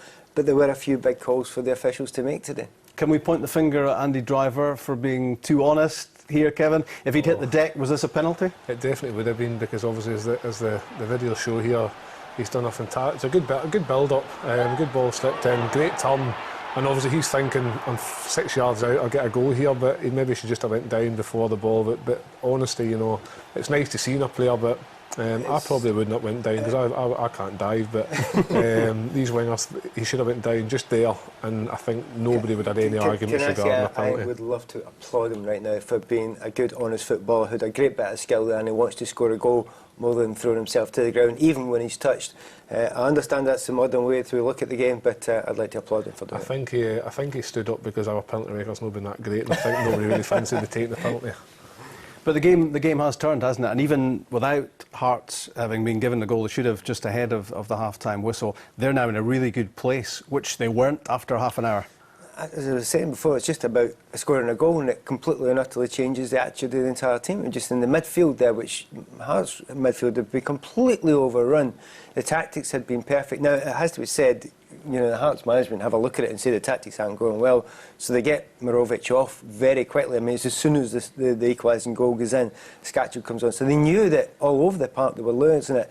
And that change, I was wondering, that's a strange time to make a change. But in actual fact, they've just looked better and better and better from that. So intriguing where it's balanced for the second half, because there will be, I would imagine, a few adaptations in the second half. But once again, that McLean and Thompson in the midfield for 30 minutes there, I thought they were totally dominant in that central midfield area, and that was the base from which the game was grown. Back to Tynecastle in a minute, Kevin, but let's look at today's other Scottish Cup quarter-final. 3 o'clock kick-off on a Saturday. That's not going to catch on, is it? At Somerset Park, Ayr United against Hibs. Ayr from the First Division, of course. But they did this, of course, last year in a fourth-round replay at home to Hibs. So they know what causing cup upsets is all about. Yeah, no, Ayr, all credit to Ayr this season. They've went on 2 fabulous cup runs, and they took some big scalps along the way. And today they'll fancy their chances against a Hibernian side who's not been on the best of form this season, obviously sitting second from the bottom of the table and not playing particularly with a lot of confidence. So Ayr today will fancy their chances massively, and anything can happen there today. You're desperately hoping lightning doesn't strike twice at Somerset Park, Pat? No, absolutely not. But I have to say, first of all, what a great goal by Mark Roberts there. I mean, fantastic old teammate of mine down in Kilmarnock days. He's not been starting all the games recently, and it always surprises me that. But a fabulous technical player. But it's a Somerset effect. It's a Somerset Park effect. You go down there and it just changes. It's like an old-fashioned Scottish Cup game. Terrible cliche, but it's the way it is, and they lift themselves for it. And Ayr United aren't in the best position in the First Division, but to be fair, I think that's a slightly unfair position, because I think they're a very, very good team. And in the Cup games, with the fans behind them, I'll tell you what, get them back to Easter Road. I'd probably accept that right now. You'll see highlights of that Ayr United Hibs match and the best of the Tynecastle action as well, which has been terrific so far. Hearts against St Mirren, 10:30 tonight, and 10 o'clock tomorrow night for highlights of Dundee United against Celtic and Motherwell against Aberdeen. It is 1-1 at Tynecastle halfway through, and massive talking point just ahead of the half-time whistle when Craig Beattie, for the second time today, had the ball in the net. This time not given, and as we see here, when Ian Black's shot is deflected into the goal mouth, he's well onside and did really well, Kevin, to squeeze that in as well. It was a good finish, because it's a very tight angle. And for somebody who hasn't had a lot of match practice recently, you know, he's looked quite sharp today and took his goal, the first goal, well. And like you say, he's anticipated this ball maybe coming through to him at some point. And you know, it's a very tight angle, and he's been unlucky for that to be ruled off. Are you still sticking with sympathy for the officials, Pat? Yeah, I do, because I've run a line myself a couple of times, and it looks easy. And what makes it particularly difficult in that possession. I mean, they got it wrong, full stop. Like, you can't make any excuses there. But when the defenders are walking out, now they're actually running out. The two central defenders are running out, and that makes it harder. And the human eye, you're not actually looking along the line. You have to be looking at the shot. Now, the shot happened about 25 to 30 yards out. So by the time you move your eyes to there, they've moved beyond it, and it looks offside. That's the reason why they make these mistakes, and that's the reason why we must eventually have video replay technology used on it. But we're a long way from it happening just now, and you will continue to have these mistakes. So there's a bit of sympathy for the assistant in that occasion, but he was wrong, and he was wrong with bells on. What's been going on in that away dressing room, do you think, during the half-time interval, Kevin? A team who were so much in charge early on, and at the end of that first half, looking pretty vulnerable.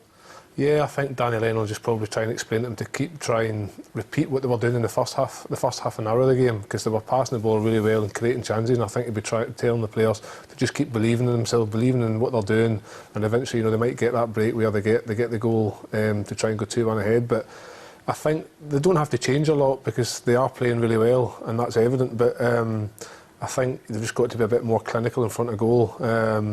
Obviously, Hearts, I think, might come out and start, hopefully, like St Mirren did in the first half, and take control of the game and grab the bull by the horns and hopefully try and push on and get the game finished as quickly as possible. But Daniel Lennon will be just saying to him, just continue with what you're doing, and hopefully, when we get in front of goal, we're a bit more clinical and take our chances. We've got a quick chance here to ask you about your hip injury before the teams come back out for the second half. You last played 14 months ago. You had surgery 4 weeks ago. You were on crutches for a few weeks with this long-running hip problem. How hopeful are you that you can play again? Yeah, no, I'm quite hopeful. I'm very hopeful. In fact, I went down to see the surgeon, obviously, and he explained the whole situation to me, that the consequences, he wasn't too sure what he was going to find, but after doing the surgery, as I came round, he came in and spoke to me, and he said that he was far more optimistic than he ever was after being inside my hip and finding the problems that he found and the damage that was there before. He said everyone was looking very good. He says, and as long as you take your time with your rehabilitation programme, then,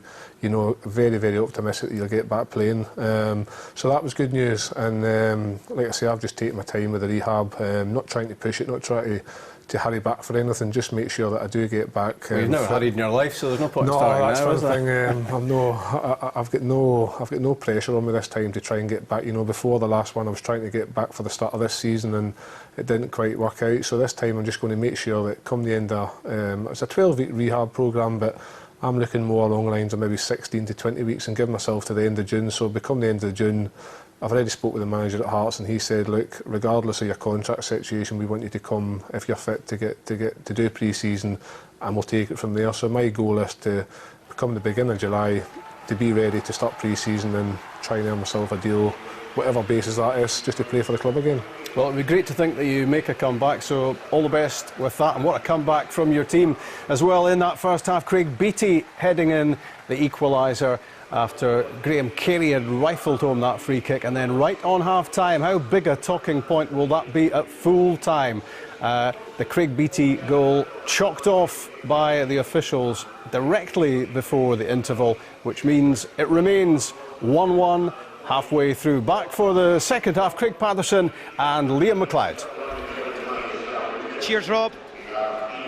Yeah, big talking point at this stage. Will it be a talking point at full time? It was certainly a talking point for Hearts in their League Cup exit this season. They lost, remember, at Somerset against Ayr United back in September on penalties, but they had led 1-0 in that game. Egert Jonsson had the ball in the net in the second half. It was ruled out for offside. The same thing happened just before half-time today. Will it be at a cost of a Scottish Cup semi-final place? It was a cost for them in the League Cup. No changes at half-time. The Hearts did make a change in the first half, and Scatchell replaced Mirovic. So same as for St Mirren as from the start, same as for Hearts that ended the first 45. And it seems to get us back underway, and it's with Van Zanten to McGowan. Paul McGowan up against Danny Granger on this near side just now, looking to play in Teal. Black was there, but that was a foul by the former Scotland international Teal. Just nicked the trailing leg of Ian Black. It'll be interesting at the start of the second half to see who gains control of the game. St Mirren flew out the traps they dominated the first half, or certainly the early period. It'll be interesting to see if Hearts, having scored that equaliser, can do something similar in the second half, or will St Mirren get back into that passing rhythm they had. How good was that from Stephen Elliott? Took it down well. He's back on the ball here. Elliott beaten away by Samson. Still there though. Samson again. Surely. Oh, what a chance! Elliott can't believe it. Chances just don't come any better. Goalkeeper does well on a couple of occasions, but good move from Hearts. Wonderful flick. Here's a decent effort, palmed out. When it comes back, St Mirren don't get it clear. Decent stop, but you've got to score there. You absolutely have to score. Stephen Elliott cannot believe it. They had 3 bangs at it there, Hearts, didn't they? Samson was equal to the first 2, but Elliott had the best chance of the lot there, in space, goal gaping. Well, they don't come any better. And for a player of his quality to miss the target, criminal. But promising start to the second 45 by the hosts. Black. Webster. Driver. Well, this is a sign of things to come. Hearts starting on the front foot, as St Mirren did at the start of the first half. Webster to Driver. They just seem to have that little extra yard of space just now, Hearts. It's not a great ball from Driver though. That's a poor effort from Andy Driver. Now, when you've started well, you know you've got the opposition under the cosh, if you like. Keep getting balls into the box. That's a let-off when you knock a ball in from a wide area over the bar for a goal kick. Well, suddenly in a game, and when St Mirren scored their first, it's not unrealistic to suggest that that could have been their 3rd goal. Since then, Hearts could be 3-1 up in this match. Yeah, it's strange how, you know, the pendulum has swung to and fro, and it's still anybody's game. Driver. Beattie's peeling away on this near side. Scatchell, Elliott, Driver, all waiting in the middle, and it's Scatchell! The comeback is complete! And what a surprise! It's Rudy Scatchell! It's absolutely incredible, the record that this lad has against St Mirren. He tortures them, he continually scores against them, and I mentioned his shooting ability. Didn't expect it to come in the aerial route, but right place at the right time, and if you get a quality ball into the box, which is from Craig Beattie, it's half a yard, and that is a brilliant header from the midfielder. No chance at all for the goalkeeper, right in the bottom corner. What a start for Hearts. What a signing Craig Beattie's turning into for Hearts though. Great ball in. It's not the cleanest of contacts from Rudy Scatchell. Hearts, their fans, Scatchell, the rest of the players won't care about that though. Perfect start to the second half for the home team, and now St Mirren have got to show their mettle. Well, that's the difference. St Mirren didn't score at the start of the first half when they were on top in the game. Hearts have at the start of the second half. And now it's they who have 1 foot in the semi-finals of the William Hill Scottish Cup. Danny Lenwell's arms folded. Can't believe the turnaround in fortunes in his team, who capitulated here in January. 5-2, that one finished in the SPL. Thompson.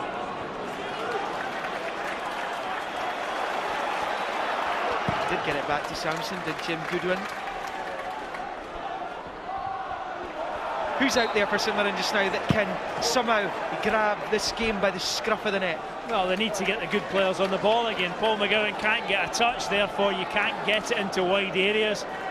First half, Teal one side, Hasselbank the other, isolated against full-backs, getting into forward areas, getting balls into the box. Haven't seen that at all for the last 10 or 15 minutes. And Hearts will, of course, feel this is justified, given what happened just before half-time. Well, if they realised at half-time, you know, that it actually was onside and you feel a bit of injustice, that's the perfect way to come out for the second half. Get yourself the goal, don't start crying about what didn't happen, make things happen on the park. McLean. Good challenge from Black. Beattie. Driver.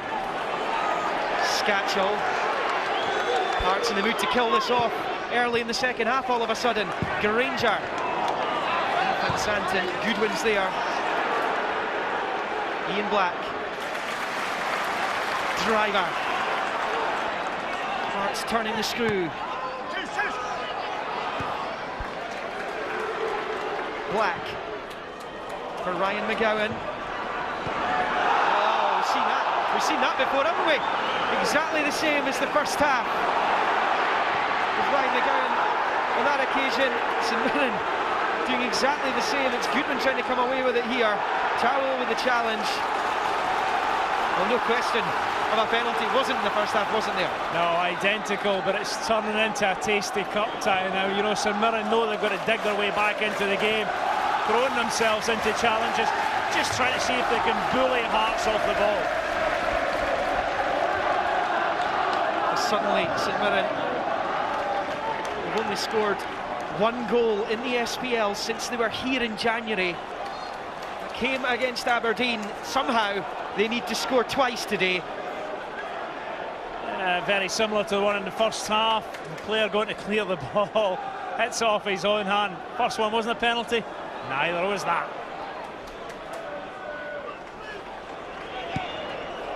Oh, that's really poor from Craig Sampson. What does he think? Hearts have a chance again, and they're going to get underway quickly. Elliott to Towell. Beattie. Elliott. Back with the Webster.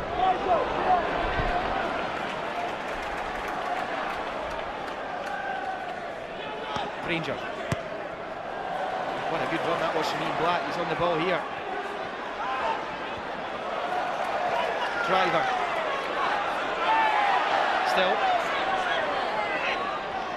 You get the corner, Hearts. Well, they've been different class, haven't they, since the start of the second half?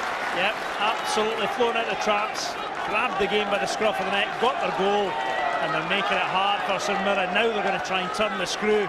A third goal would put them in a terrific position. It's 5 defeats in a row for St Mirren here at Tynecastle, and now suddenly they're staring down the barrel of a 6th in a row. Black's corner. Put away by McLean. Granger. Trying to pick out Beattie. Oh, he didn't give it up. Craig Beattie, that's Jim Goodwin. They've both been at Celtic at one time, those two.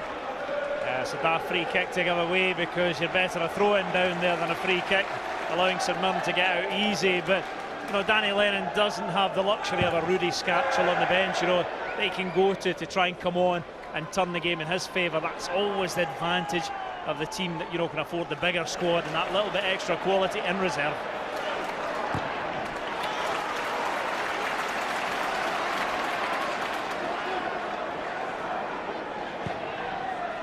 Rudy Scatchell is Hearts' top scorer into double figures now for the season. Craig Beattie, when he scored in the first half, was Hearts' 19th different scorer this campaign. McGowan. McLean. Hasselbank ahead of him. Black trying to bite back at the Dutchman. That's good play from Nigel Hasselbank. Stephen Thompson waiting in the middle. First real attacking threat from St Mirren in the second half. McDonald snuffs it out. He's got to look up, Nigel Hasselbank. Does so well to create the space and then fires it right into the goalkeeper's arms. Stephen Thompson against 2 defenders. Not easy to find him, but he has to do better than that.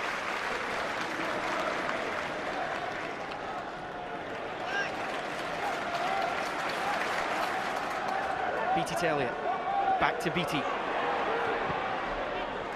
Chance from Goodwin. Almost came back to Beattie again. Mayer was there for St Mirren. Graham Carey. It must seem like an eternity ago for the St Mirren fans, and he put them in front in the 23rd minute. That's what Thompson chased, so he just had to keep his eye on it. Well, Hugh Murray will come on for St Mirren in a moment or two. Well, he'll add a wee bit of defensive stability to the midfield area, trying to get a foothold back into the game, you know, win possession of the ball, and then, as I mentioned, get Teal, get Hasselbank, get McGowan back playing in the Hearts half. It'll be Kenny McLean will be the player who will come off. We hear for St Mirren as Van Zanten goes long looking for Thompson. Towell. Black.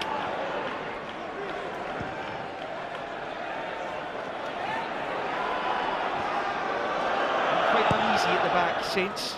We're talking about them not scoring many goals, but defensively they've been sound as a pound in recent weeks. Black.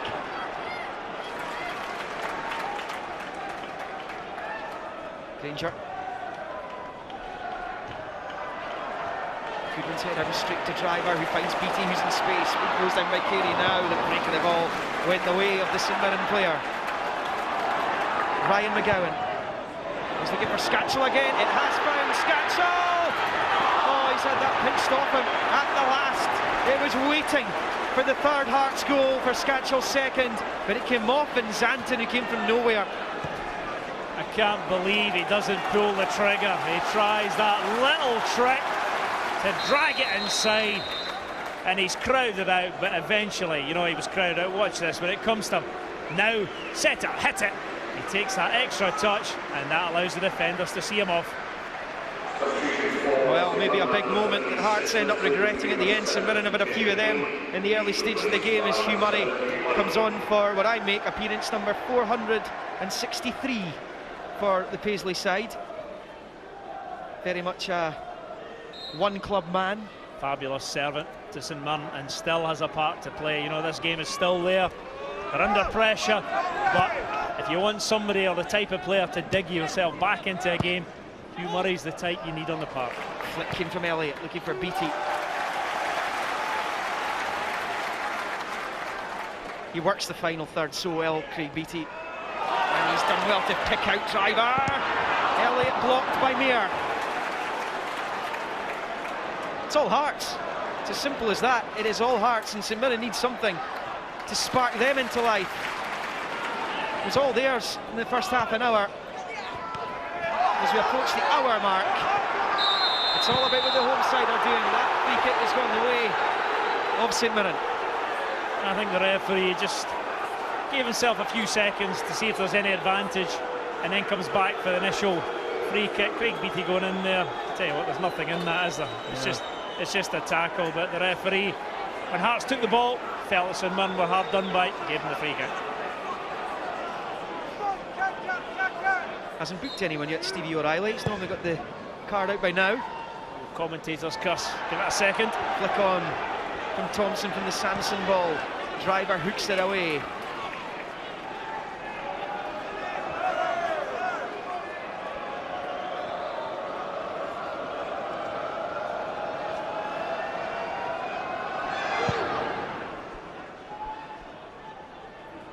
At one point in the first half, St Mirren were so comfortable, the fans were giving it the olays, weren't they, when St Mirren were knocking the ball about under no real pressure from the Hearts players. And trying to forge a way back in here, Hasselbank misjudges the pass. It's the first half in reverse. You know, Hearts are now playing all the football, looking confident. Every time you get the ball, there's 3 or 4 players wanting to take it off you. St Mirren cannot make 2 or 3 passes, and seems amazing for a team that played so well in the first period. Driver.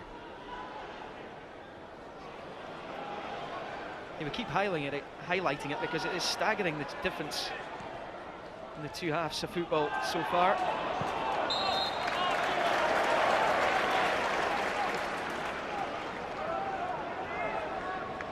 Andrew Driver, still to see the best of him since he came back from that long period out, a period of which began before the injury with a potential Scotland call-up. There was all that palaver about getting him into the Scotland squad. As soon as it became obvious that the Oldham-born player would be able to play for Scotland, along came the injury.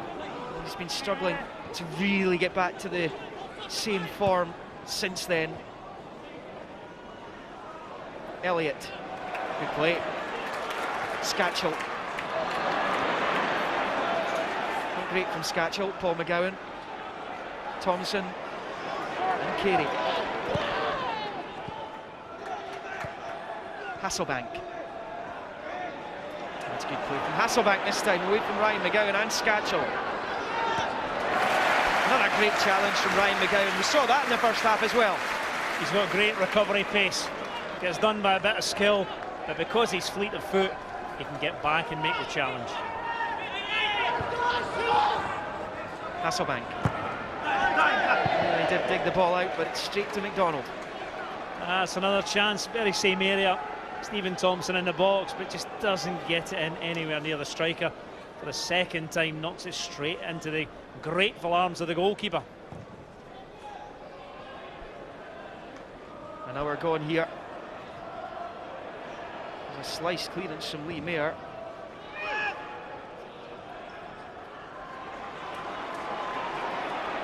Paul McGowan. Van Zanten.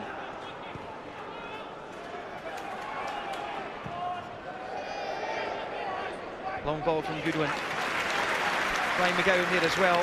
Ryan McGowan started the opening match of the season against Rangers, and although he has been kind of in and out of the team in recent times, he has also got an Edinburgh Derby goal to his name this season too, so it's been productive stuff from the man from Australia.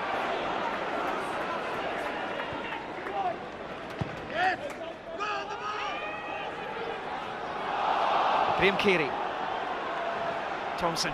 Now Paul McGowan. Hasselbank to his left. Snuffed out by Zaljukas, only temporarily though, because Paul McGowan's managed to find Teal. And Zanten supporting. Teal goes for the early ball in, beaten away by McDonald. Well, just another warning to Hearts that this game far from over. Granger. Goodwin's all the way. Find a teammate though. Yeah, but I think that's what St Mirren need to do. You mentioned Hasselbank's got there twice, didn't get the ball in. Gary Teal down the right hand side, he does. I think it was Stephen Thompson went to ground as if he was pushed by Andy Webster, but referee was having none of that. Ryan McGowan. Ah, good turn from Beattie. Saw that a mile away. Beattie's in! Could have been a hat-trick. Well, the skill was brilliant, but that's a little nutmeg. Now you need the composure, and he's gone for power. Foot under the ball, brilliant little nutmeg, gets the break of the ball, pick your spot, and he blasts it over. He's doing all he can to impress Craig Beattie. Oh, Goodwin, need to be careful there. Elliott was bearing down on him. Hugh Murray. Hasselbank was offside. I think the linesman got it spot on that time. It's a good ball in. Nigel Hasselbank was on the run, but I think he's just set off slightly too early. Yeah, you can see half a yard off. Hugh Murray on for St Mirren as a sub. We're talking about they don't have the same options as Hearts. We were able to bring Scatchell on when things weren't going their way in the first half, although they got the goal just before Scatchell came on. St Mirren have still got Mark McCausland, who I don't think we'll see, still injured. Aaron Moy can come on, I suppose, but David Barron on there as well is also injured. No, you would imagine that Aaron Moy would be Beattie in, flag up, sorry Craig. That's what I get for thinking about what I was saying there for a minute, but see, that's Hearts. They're sharp, they're bright, they're alert. In the first half, they weren't taking things quickly, they weren't opening up St Mirren. It looks like a completely different Hearts team that's produced the second half performance.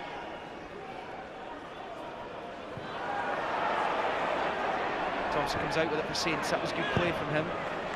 Tried to force it through his namesake from midfield and made a move forward. Hasselbank was there as well. Saints still in the ball though. Paul McGowan. Carey. Thompson. Hasselbank. Oh, Ryan McGowan read that. That was the old hospital ball, just not enough pace on it, and inviting the full-back to smash in with a challenge. Carey ran into Taoul. Edging towards the final quarter here in the capital.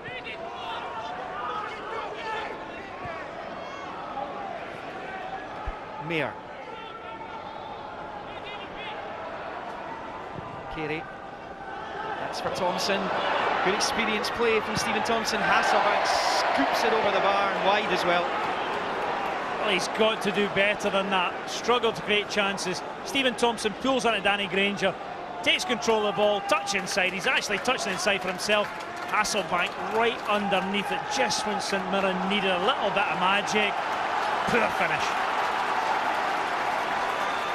It just looked as though it was going to break for Stephen Thompson before it even arrived at Hasselbank. Yeah, you know, it's one of those ones when it sits up like that, players love the volley. It's not going to take a bobble.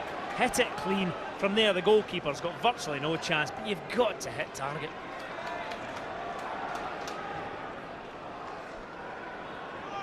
Carey.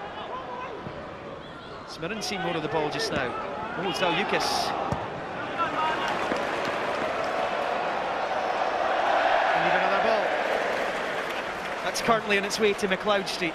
Yeah, well, when you're defending, do it properly. If you don't want them to take a quick throw in, smash the ball out the ground.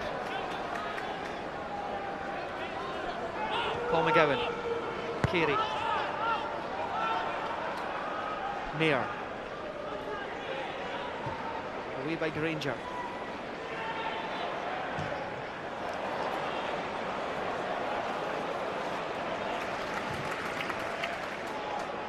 Beattie flicking on, looking for Scatchell. Mayer was there. Driver goes himself, it's well over. It's another poor option. Danny Granger has made a terrific run down the outside on the overlap. Play him in, then he gets a ball into the box, but goes on his own, doesn't make a great job of it.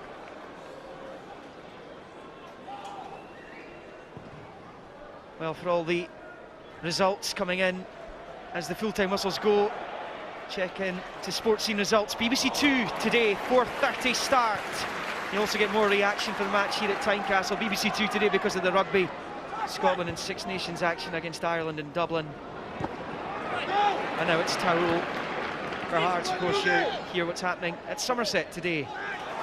Hibernian, the other side from the capital, up against Ayr United, who knocked them out last season. Danny Granger for Hearts. Only by Goodwin. Paul McGowan taking it down. Looks to be tired legs on Paul McGowan just now. Covered so many blades of grass in the first half.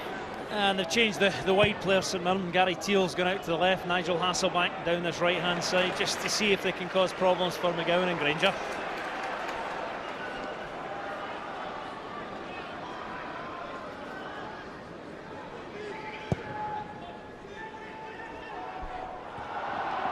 No foul, says the referee. St Mirren fans wanted a free kick for the challenge by Webster and Stephen Thompson. Well, he'll be worried now, won't he? Because he's only got 22 minutes plus injury time to try and save St Mirren's Scottish Cup season. Yeah, you know, having dominated, got themselves in a winning position, they're now on the back foot and just looking for somebody out there to produce a bit of magic. But when you haven't been scoring goals, it's hard to know where it's going to come from. Black. Driver. Granger. Black. Towell. A great ball from Towell. Driver. Beattie. Oh, good play from Craig Beattie. He's still got it. Eventually comes to Paul McGowan. He's been a thorn in the side of St Mirren, Craig Beattie today. Big shout for man of the match. Teal though for St Mirren to Thompson. Well, Stephen Thompson, a bit of frustration there from the St Mirren striker. Wry smile as well.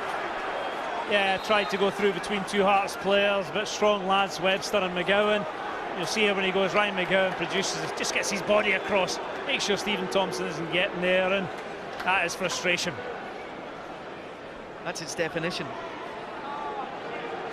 Just a warning for Stephen Thompson. Told you, he's keeping the cards in the pocket today. Well, I am all for that. There's nothing worse than red cards, especially, that ruin the game. This is still a game that's there. It's anybody's game. Hearts are now on top. They're in a good position. They're in a good place the way they're playing, but you can't rule out St Mirren.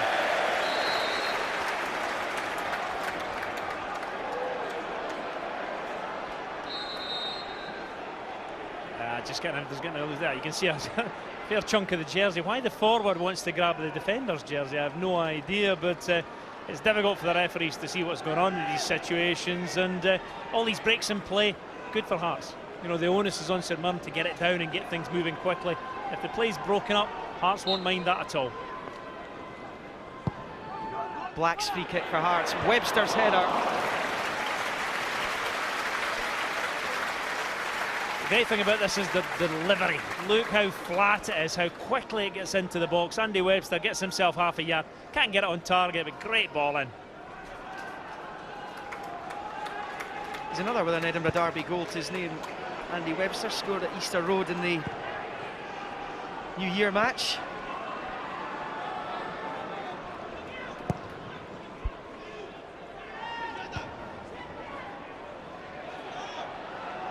Carey. Teal. As though he was trying to be a bit too clever there, Gary Teal. He's the difference so far, Rudy Scatchell, with what is at the moment the decisive goal of the game. Yeah, it's a bit head, maybe a little bit of shoulder involved, but the important thing is if you're going to get a header, make it right in the bottom corner. Goalkeeper, no chance. That was his 10th of the season, Rudy Scatchell. 13 last season. So he was brought back to the club. It's always going to be tough for him to match up to what he did in his first spell. Season Hearts finished behind Celtic at the top of the SPL.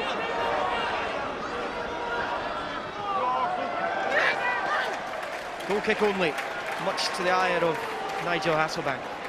He's annoyed it doesn't get the free kick, but Hearts just crowd him out. As soon as his head's down, two players surround him, make sure there's nowhere at all for him to go. You see he's looking for a pass, can't see one, has to take the players on and eventually just tumbles.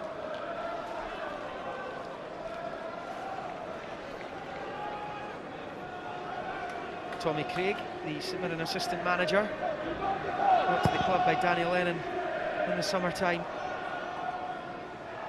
And that is a man with experience as an assistant coach, isn't it?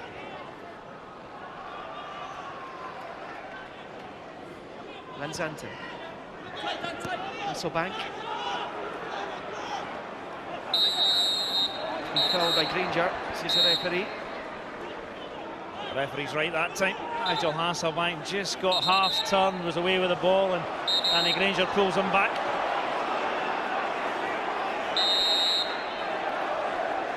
Stevie O'Reilly blowing his whistle. He wasn't happy with where the free kick was going to be taken from. Jim Goodwin had just stolen those yards back again when he wasn't watching. It's a joke, isn't it, really? Goodwin's free kick.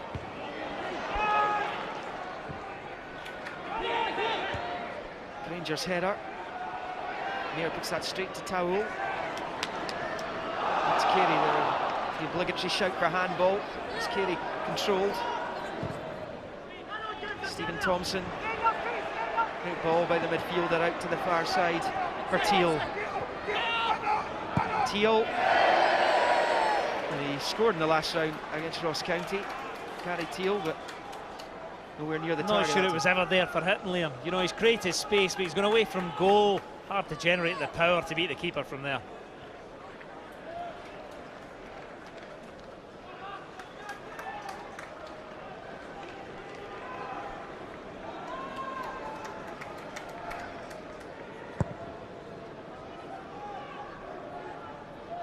One by Beattie. Black. Can find Granger. And Zanton. Hasselbank ahead of him. Does enough to find Thompson. Really poor ball though from the former Falkirk captain. It's strange how St Mirren have fallen out, you know, in terms of passing the ball. How many times have they been in a position to push forward and possibly cause problems, and a misplaced pass killed it completely. Just over 15 to go, and at the moment it's Hearts who will be the first team through to the semi-finals of the William Hill Scottish Cup. Ayr United Hibs to come later this afternoon. That's of course live on BBC Radio Scotland. And then tomorrow, Dundee United against Celtic, Motherwell against Aberdeen. 2 quarter-finals today, 2 tomorrow. Those other 3 matches live on Sportsound on BBC Radio Scotland 810 medium wave. Black over to this near side for Granger. Think ball for Driver.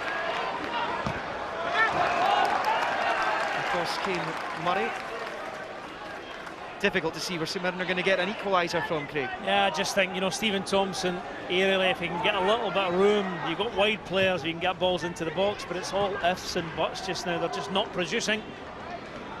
Taoul.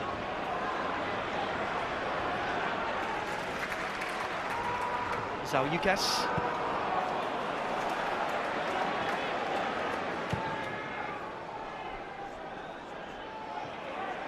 Coogan keeping an eye on it. Elliott was there for the scraps if there were to be any. There weren't, and now it's Teal.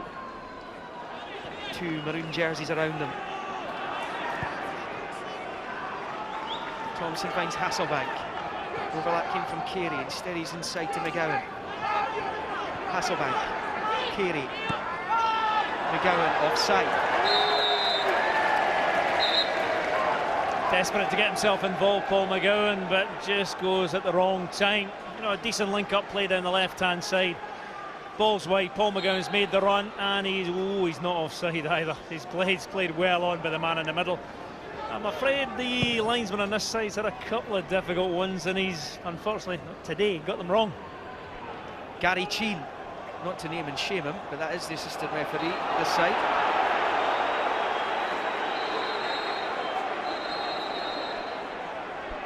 And there's television footage of him as well, so he's banged to rights. It's a horrible job with the new offside law, and you're not only trying to figure is somebody offside, are they taking part in the move, or they walked back and decided not to bring back the old rule. It was easy for all, well, it wasn't easy, but it was easier.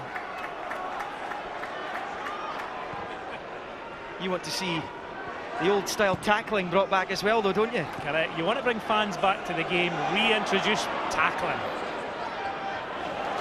He'll try to fight Thompson. Nothing is coming off for St Mirren right now.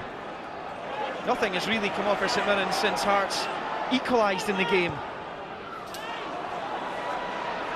The Hearts equaliser from Craig Beattie coming 8 minutes from half-time. After a 23rd minute Graham Carey free kick had put St Mirren 1-0 up.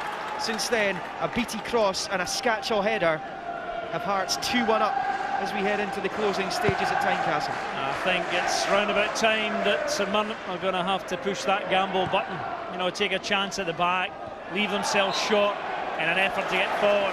Hugh Murray, Stephen Thompson, maybe sit and go 4-2-4. Get men in an area. It's a cup tie. You've still got a chance. You've got to gamble.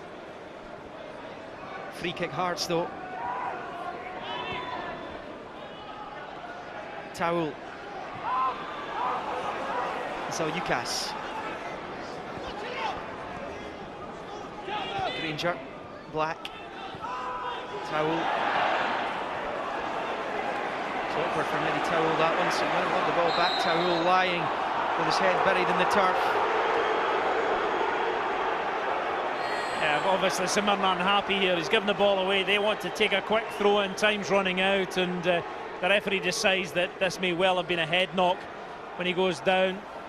It's hard to tell how much contact there was there, but as I say, the St Mirren players and the manager absolutely raging that they weren't allowed to take a quick one and get moving. Yeah, he seemed to be caught by Hasselbank's left arm, the left hand. And he's being asked to be treated off the park by Stevie O'Reilly.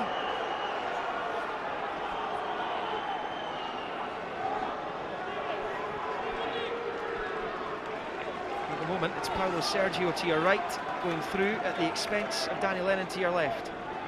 I think we know who the happier manager is right about now, because his team can dictate the way this game is. They can just make passes, do as they please. St Mirren can only go forward. Dreadful ball from Lee Mayer. Driver was in, and it's fortunate for Lee Mayer. And Andy Driver was the only Hearts player who wasn't back defending, expecting that ball to come at their box. Meditell's back on the park. We're just about to click into the final 10 minutes in the capital. Lee Mayer. Another dreadful pass from Lee Mayer. Will he be punished this time? Scatchell to Elliott. St Mirren trying to get numbers back. They do not want to be defending. They want to be up the other end. Taoul getting the boos from the St Mirren supporters. Lee Mayer's not going to be punished here. Saints back on the ball with Hasselbank. Van Zanten. Teal to his right. To Stephen Thompson's wait, Hasselbank waits, McGowan waits, but it's away from the first Hearts defender, who was Zaljukas. Just watching Andy Driver trying to get back there. He looks like his race may well be run. I think Hearts might have to think about a substitution. You cannot afford a passenger out there. They made the one change in the first half, didn't they? Bringing Skacel on for Adrian Mirovic, who looked very uncomfortable in the early stages of the game. Most of the Hearts team did. Different days now. Hasselbank's ball in. Webster away.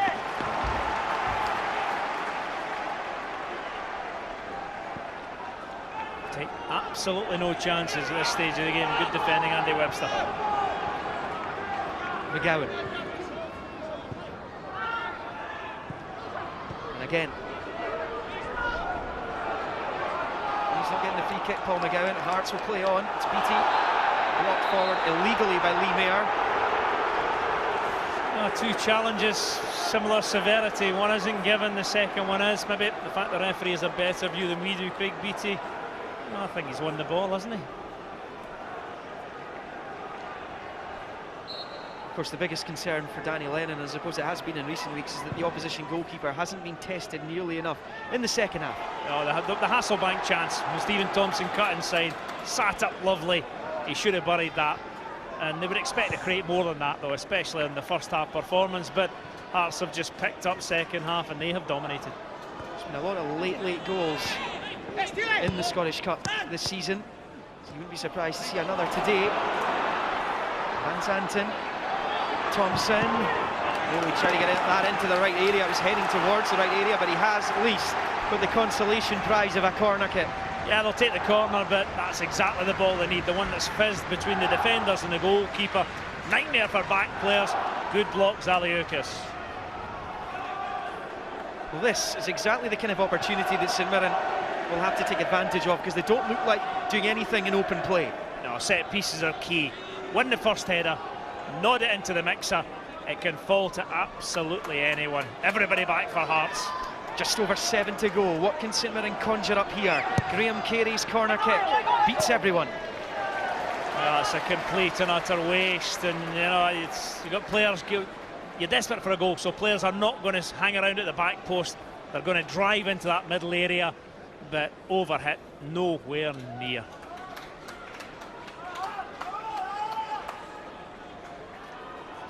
Jamie McDonald getting his chance in the Hearts team. Marianne Kello was the first choice for most of the season since January. In the defeat up in Inverness, Jamie McDonald's been in. Hasselbank. Oh, McGowan's made a good run on the left-hand side. Here he goes. Still he goes. Black wants a free kick. Is this a chance for St Mirren? This is the chance for them. It's Hasselbank. Oh, this is a real opportunity. Great save from McDonald. Superb. Oh, but it has gone in. Oh, would you believe it? Nigel Hasselbank has levelled things up for St Mirren. It did not look likely, but they are off the canvas and still in the Scottish Cup. Incredible. It's an incredible finish. I have no idea how he gets that in the back of the net. I thought the chance was gone. I thought Jamie McDonald had saved the tie for Hearts, but somehow they just kept at it. There's the block. Here's an even better block. And now when it comes to him, there is no room at all. He gets across, it comes off the heel of Marius Zaljukas. That beats the goalkeeper. And from absolutely nothing, St Mirren have grabbed themselves an equaliser. So unlucky for Marius Zaljukas. Well, Hasselbank will claim this one. It is going to go down as a Zaljukas own goal, you imagine. Hasselbank was playing it across. It was going nowhere near the goal until it came off Zaljukas.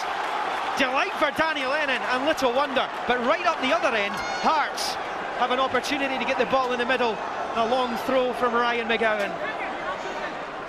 What an end to the game. We're moving into the final few minutes.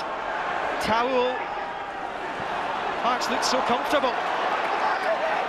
Just over 5 to go. Is there a sting in the tail? That was certainly one. Skacel. Towel. Elliott. That's a great ball in. Really good area as well. Right on that 6-yard line. And it was begging for a header. Well, you can't ask for much more in terms of the ball, and I just think Craig Beattie, another player who might be struggling about now, having not had a great deal of football at this kind of level. But here's the goal again. Yes, he's knocking it across. It's definitely an own goal, but it's so unlucky for the defender. Well, we're just saying it looked unlikely that St Mirren would score from open play. The corner which they wasted just before that, that's a good tackle from Danny Granger. A couple of times a semi-finalist with St Johnstone. He arrived here in the summer, and now it's with Scatchell. Beattie ahead of him. Away from Mayer. Well, St Mirren will take this all day long now, 2-2 in a replay in Paisley. They will take that right now. It's the St Mirren way in the Scottish Cup, isn't it? Draw the first game and see what you can do in the replay, but there's still time. There may be a sting in the tail.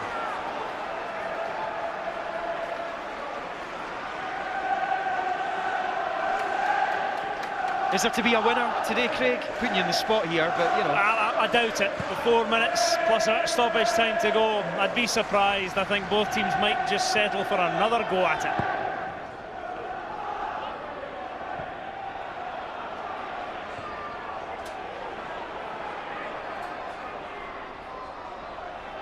Scatchell to Black.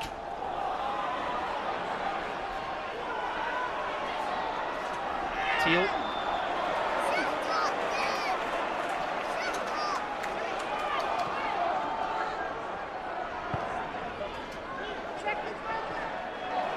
That's through for Beattie, but he is a look across to his right, and he sees that Gordon Middleton has his flag up. I think the linesman's spot on again when the ball's flicked on. Beattie just away that little bit too early. 3 minutes left. It's Granger's header. Awkward bounce for Towell to deal with. Hasselbank was there, snapping about. Granger. Elliott will go after it. Samson's outside his box at the moment. Well, was he outside? The referee had a look at his linesman, who shook his head. So Craig Samson's out of jail. That was close. That has got to be really, really close to a free kick right on the edge of the box.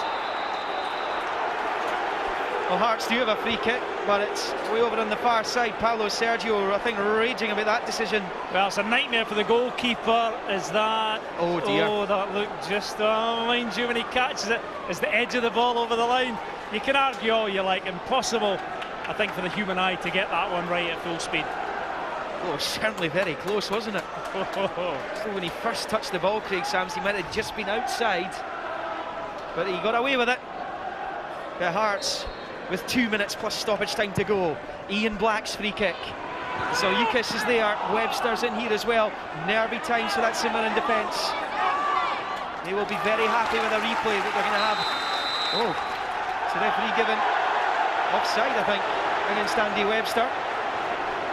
Hearts thought they had a corner. Well, I mean, if Andy Webster's ushering the ball out of play, what are we waiting on?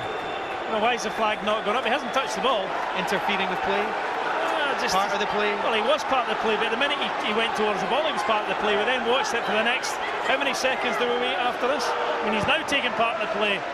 Don't understand that one myself. I was not even sure it was a Hearts play that came off last before it came to Webster, but the referee went with his linesman. Moving towards the final minute here, Stephen Elliott. Vincent's a covering player for St Mirren, and Samson snuffs it out. That is a gilt-edged chance going to big, and if Stephen Elliott takes a decent first touch, he's clean through on the keeper. Oh well, Stephen Thompson for St Mirren, and that's come to McGowan on the volley. Chances at either end. You did ask if there was going to be another goal. Well, that's two chances. Stephen Elliott at the other end, and then Paul McGowan hits it well. Good save. Well, there's going to be 2 minutes of injury time at the end of this one. 2.5 to go. St Mirren haven't really looked to their bench. They brought Hugh Murray on earlier on. Limited, of course, players not fully fit in the far side. The flag stays down here for Nigel Hasselbank. Hasselbank for St Mirren. Challenge from Ryan McGowan. Still Hasselbank's out there. Good turn from Hasselbank. Off Stephen Thompson. There's too much on it for Thompson to be able to do anything with it inside the 6-yard box. Towell being closed down by Paul McGowan. Suddenly, it's Hearts nails that are being bitten. Oh, it's nervy finish to the game, because any time the team gets forward, you're thinking something might just happen there.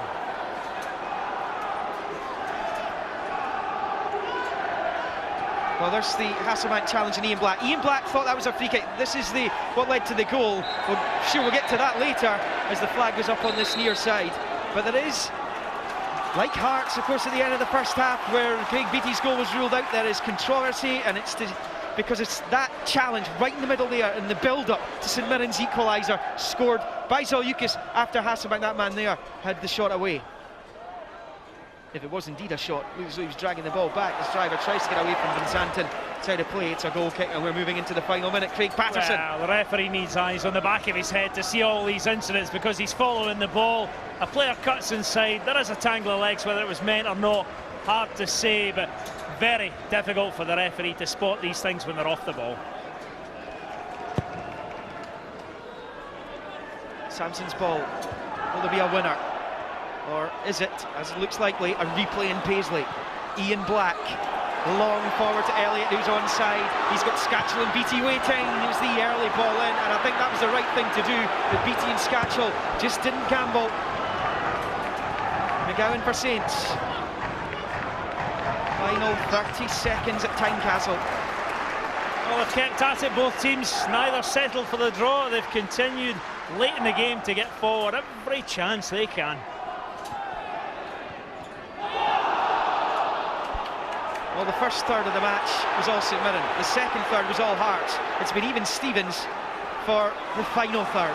So there is an argument to say a draw's a fair result. Hearts, though, being the home team, being 2-1 up, looking comfortable in the second half, are looking for a winner. This would be the last chance of the game, if there's to be one. Ian Black gets the ball in. It's Elliott. It's out of play. It is a goal kick, and that surely will be that. That could just about be it, and I thought great defending, Jim Goodwin.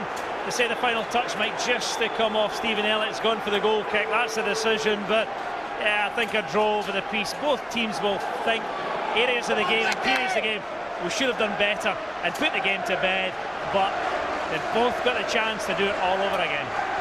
To St Mirren fans who are making the noise as Stevie O'Reilly ends a pulsating cup tie, I have to say, here at Tynecastle. Paolo Sergio and Danny Lennon will have to do it all over again on the 21st of March. That's a week on Wednesday in Paisley. Maria Zaliukas with an own goal after he turned Nigel Hasselbank's effort at a square ball across the face of the 6-yard box into his own net. Hasselbank was probably St Mirren's most productive player in the second half. That came from the left-hand side. Controversy, of course, in the build-up to that, but Craig Beattie, very impressive again, having impressed at Ibrox against Rangers last week. He scored one himself in the first half to make it 1-1 before setting up Rudy Scatchell for Hearts' second. Graham Carey with a superb free kick a long time ago, it seems like, had given St Mirren a deserved 1-0 lead at the time on 23 minutes. Really, really good cup tie though here in Edinburgh. The spoils shared, probably deservedly in the end. Hearts the more disappointed of the two though as they trudge off the park. Full time here at Tynecastle. Hearts 2, St Mirren 2. Well, I think we can all stand another helping of that cup tie in Paisley a week on Wednesday. Not sure we went into it with high hopes, but it turned into a very entertaining 90 minutes, and they will do same again. It does seem a long way back, Kevin, to Graham Carey's free kick, which had St Mirren ahead in the match, and well worth it at that stage because they'd had so much of the match. But we'll come back to that. Let's hear from Nigel Hasselbank with Jane. Well, Nigel, you look exhausted. That was a hard game out there, I take it? Very hard, very hard. All players, we give all what we got. And you see, we get the 1 point, or we get the draw. And yes, we need to finish it off next time when they come to us. It was a real game of two halves, wasn't it? St Mirren arguably the better in the first half, and then Hearts turned on the style. But you were there. I think Zaliukas actually was credited with the goal, but you were certainly doing all the hard work, weren't you? Yeah, I do the hard work, so good for us team. We did well the first half, and second half we started we bet not like us, but as a team we work hard and we get this. I think this is good for us too, for them as well. Fancy them in your own patch? Yes, of course. Home fans behind us, and I think we are stronger when you're at home, so we wait for them. Well done today, thank you. Thank you. And of course, Kevin, it was Nigel Hasselbank being fouled, wasn't it, by Andy Webster 25 yards out, which allowed Graham Carey the chance to give St Mirren the lead. Yeah, that's right. Obviously, he was in the game throughout the full 90 minutes, causing Hearts problems no end. Everything that St Mirren did today was through Nigel Hasselbank, and you know, he put a cracking match. And yeah, obviously, you actually just watch him falling in. He's fallen that in as well. Yeah, no, he's been alive the while right the whole things. game. You know what I mean? If I had Nigel Hasselbank, I guess, is a top pick for man of the match. Maybe Craig Beattie as well, Pat. Oh, definitely. I thought he was fabulous. Yeah, after this goal, just constantly, he should have got another goal. Obviously, the one that's chopped off. But his play, he actually just grew in confidence. He flexes, and then that cross is brilliant. Gets a couple of little touches, you know, as the cross comes in. Kevin noticed that early on there, but it's still a quality cross that a centre forward was desperate to go and attack. He'd love to get that one himself. I thought he was fabulous for most of him until the gas completely ran out with 15 minutes to go. But that's understandable, the fact that he's had that many games. That was really his catch-all. 9 goals in 5 appearances against St Mirren, which is remarkable. So was this remarkable. In off Zaliukas, Kevin, for 2-2. It's very unfortunate for Big Marius. Obviously, it's come off his heel, but St Mirren have done well to keep the ball alive, and Nigel Hasselbank, just like throughout the game, has not given up on anything. And if anybody was going to score the equaliser deserved of it, it was going to be him. Obviously a bit fortunate, but he kept going with it, kept fighting right to the end. And you know, it's bad on Hearts, but these things happen in football. So 2-2 replay to come. Let's hear from Craig Beattie with Jane. Well, Craig, you grabbed a goal, you got an assist. Did you think you'd played well enough to actually go out there and get the win? Yeah, I feel we should have won the game. Just seen the goal there, and it's not a pretty goal that they've got to keep themselves in a cup tie, and we were very disappointed. Do you feel disappointed as well? Because it looked as if maybe you'd grabbed a second goal as well. You were ruled offside. Television replayers maybe do suggest that you were onside. Is that disappointing? Yeah, of course it is. I asked the linesman at half time what was offside, and his answer to me was, I don't know. So he's put his flag up and to tell me I'm offside when he's told me at half time that he doesn't know. So listen, I'm very disappointed, and so are the other lads in that changing room. Do you feel you're getting fitter and fitter and you've got more to bring to this team? Yeah, I would hope so. I mean, that's only my second game in a while. You know, I had 45 at Ibrox last week, and I'm only going to get fitter and hopefully improve the performances with matches. Thoughts on the replay? Listen, we know it's going to be a tough game. It was a tough game today. There's not many easy games, but listen, we want to get to Hampden, and we've got to go and do what we have to do. Thanks, Craig. Well done. Thank you very much. I don't think we could ever have dreamt, Pat, that match would produce as many talking points as it did. The disallowed goal that Craig Beattie's speaking about there, and also Craig Sampson having his hands around the ball outside the penalty box. This is amazing. I mean, I'm earlier on trying to make excuses for the officials, but I mean, actually, when it actually falls just now, stop there. It's outside the box when his hands first touch it, I think. But you know, if the assistant's not completely sure, if he thinks any part of the ball is on line with any part of the line, then it's in the box. So again, it's actually quite close.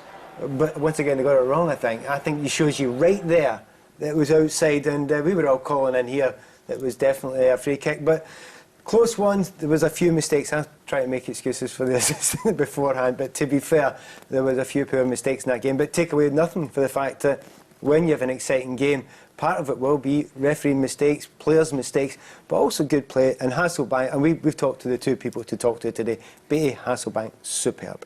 Is it one, Kevin, where Hearts fans aren't quite sure whether to laugh or cry? Because they turned around things in the first half so successfully. They got themselves into a winning position and then denied a place in the semi-finals right at the death. Oh, they're obviously going to be disappointed, because the only bad bit of the game was the first 25 minutes, half an hour, and the last 5 minutes of the game. The majority of the game we dominated it comfortably, good possession, couple of opportunities, goal disallowed, so we're going to be upset about it. But these things happen in football. You've got to play right to the death, right to the 90th minute until the final whistle blows. But you know, we've just got to take encouragement from the performance today and take it into the replay and hopefully try and repeat the performance and cut out the... Just keep playing right to the death and try and not lose any goals in the last couple of minutes. That comeback, Pat, will do St Mirren, you would imagine, a whole lot of good, because you did wonder, didn't you, the way the second half was going, where the equaliser was coming from? I think we all wondered that. It was quite hard to see where they were going to get, because Hearts, for the last 15 minutes of the first half, Hearts were by far the better side, and then for again 20-30 minutes of the second half, Hearts were miles ahead, completely dominating, controlling the game. A lot of that once again was the fact that McGowan had actually stopped Hasselbank playing, and they were marking in front of him. Well said in the commentary, you had two players actually closing him down all the time, and you thought, well, wait a minute, I can't see where they're going to get the goal. But when Hasselbank gets a little bit more time, a little bit more space, then he just started exploding into the game again, and it was really intriguing at the end of the game. I really enjoyed watching the fact that he was waiting for that moment and exploded into it, and the sweat was pouring down, but he was going for it, having a great effort all the way through the game. I have to say, I can't say how impressed I was. Really enjoyed it, and by the way, Beattie going forward, he could be a great addition to Hearts. Is the momentum now with St Mirren going into the replay in Paisley, Kevin? Well, today obviously Hearts would be the favourites being at home, so for St Mirren to come and get the draw, they'll be looking forward to taking Hearts back to the new stadium. Paisley, aye. The new stadium's forgotten. I was going to say Love Street, but they'll be looking forward to bringing Hearts there, and and fancy themselves as being the home side. Big opportunity to get to the semi-final of the Scottish Cup, and both teams are going to fancy it. But St Mirren having the home crowd behind them, they're going to fancy it even more. But Hearts have got to believe that they are the better team and hopefully put in the performance and get there. And if that sets the tone, Pat, for the rest of the quarter-finals this weekend, then we'll be more than happy. Yeah, I'm excited about it. I'm really looking forward to it. I suspect all the other ties will be just about that exciting because they've all got a little story behind them, but they'll do well to beat this one because this was a cracker of a game with a lot of good quality. And Craig Beattie has been a good acquisition for your team. Definitely, I think the team have been crying out for another striker to come in. Fortunate enough to pick him up in a free transfer outside the window and stuff. So, hopefully he'll go from strength to strength.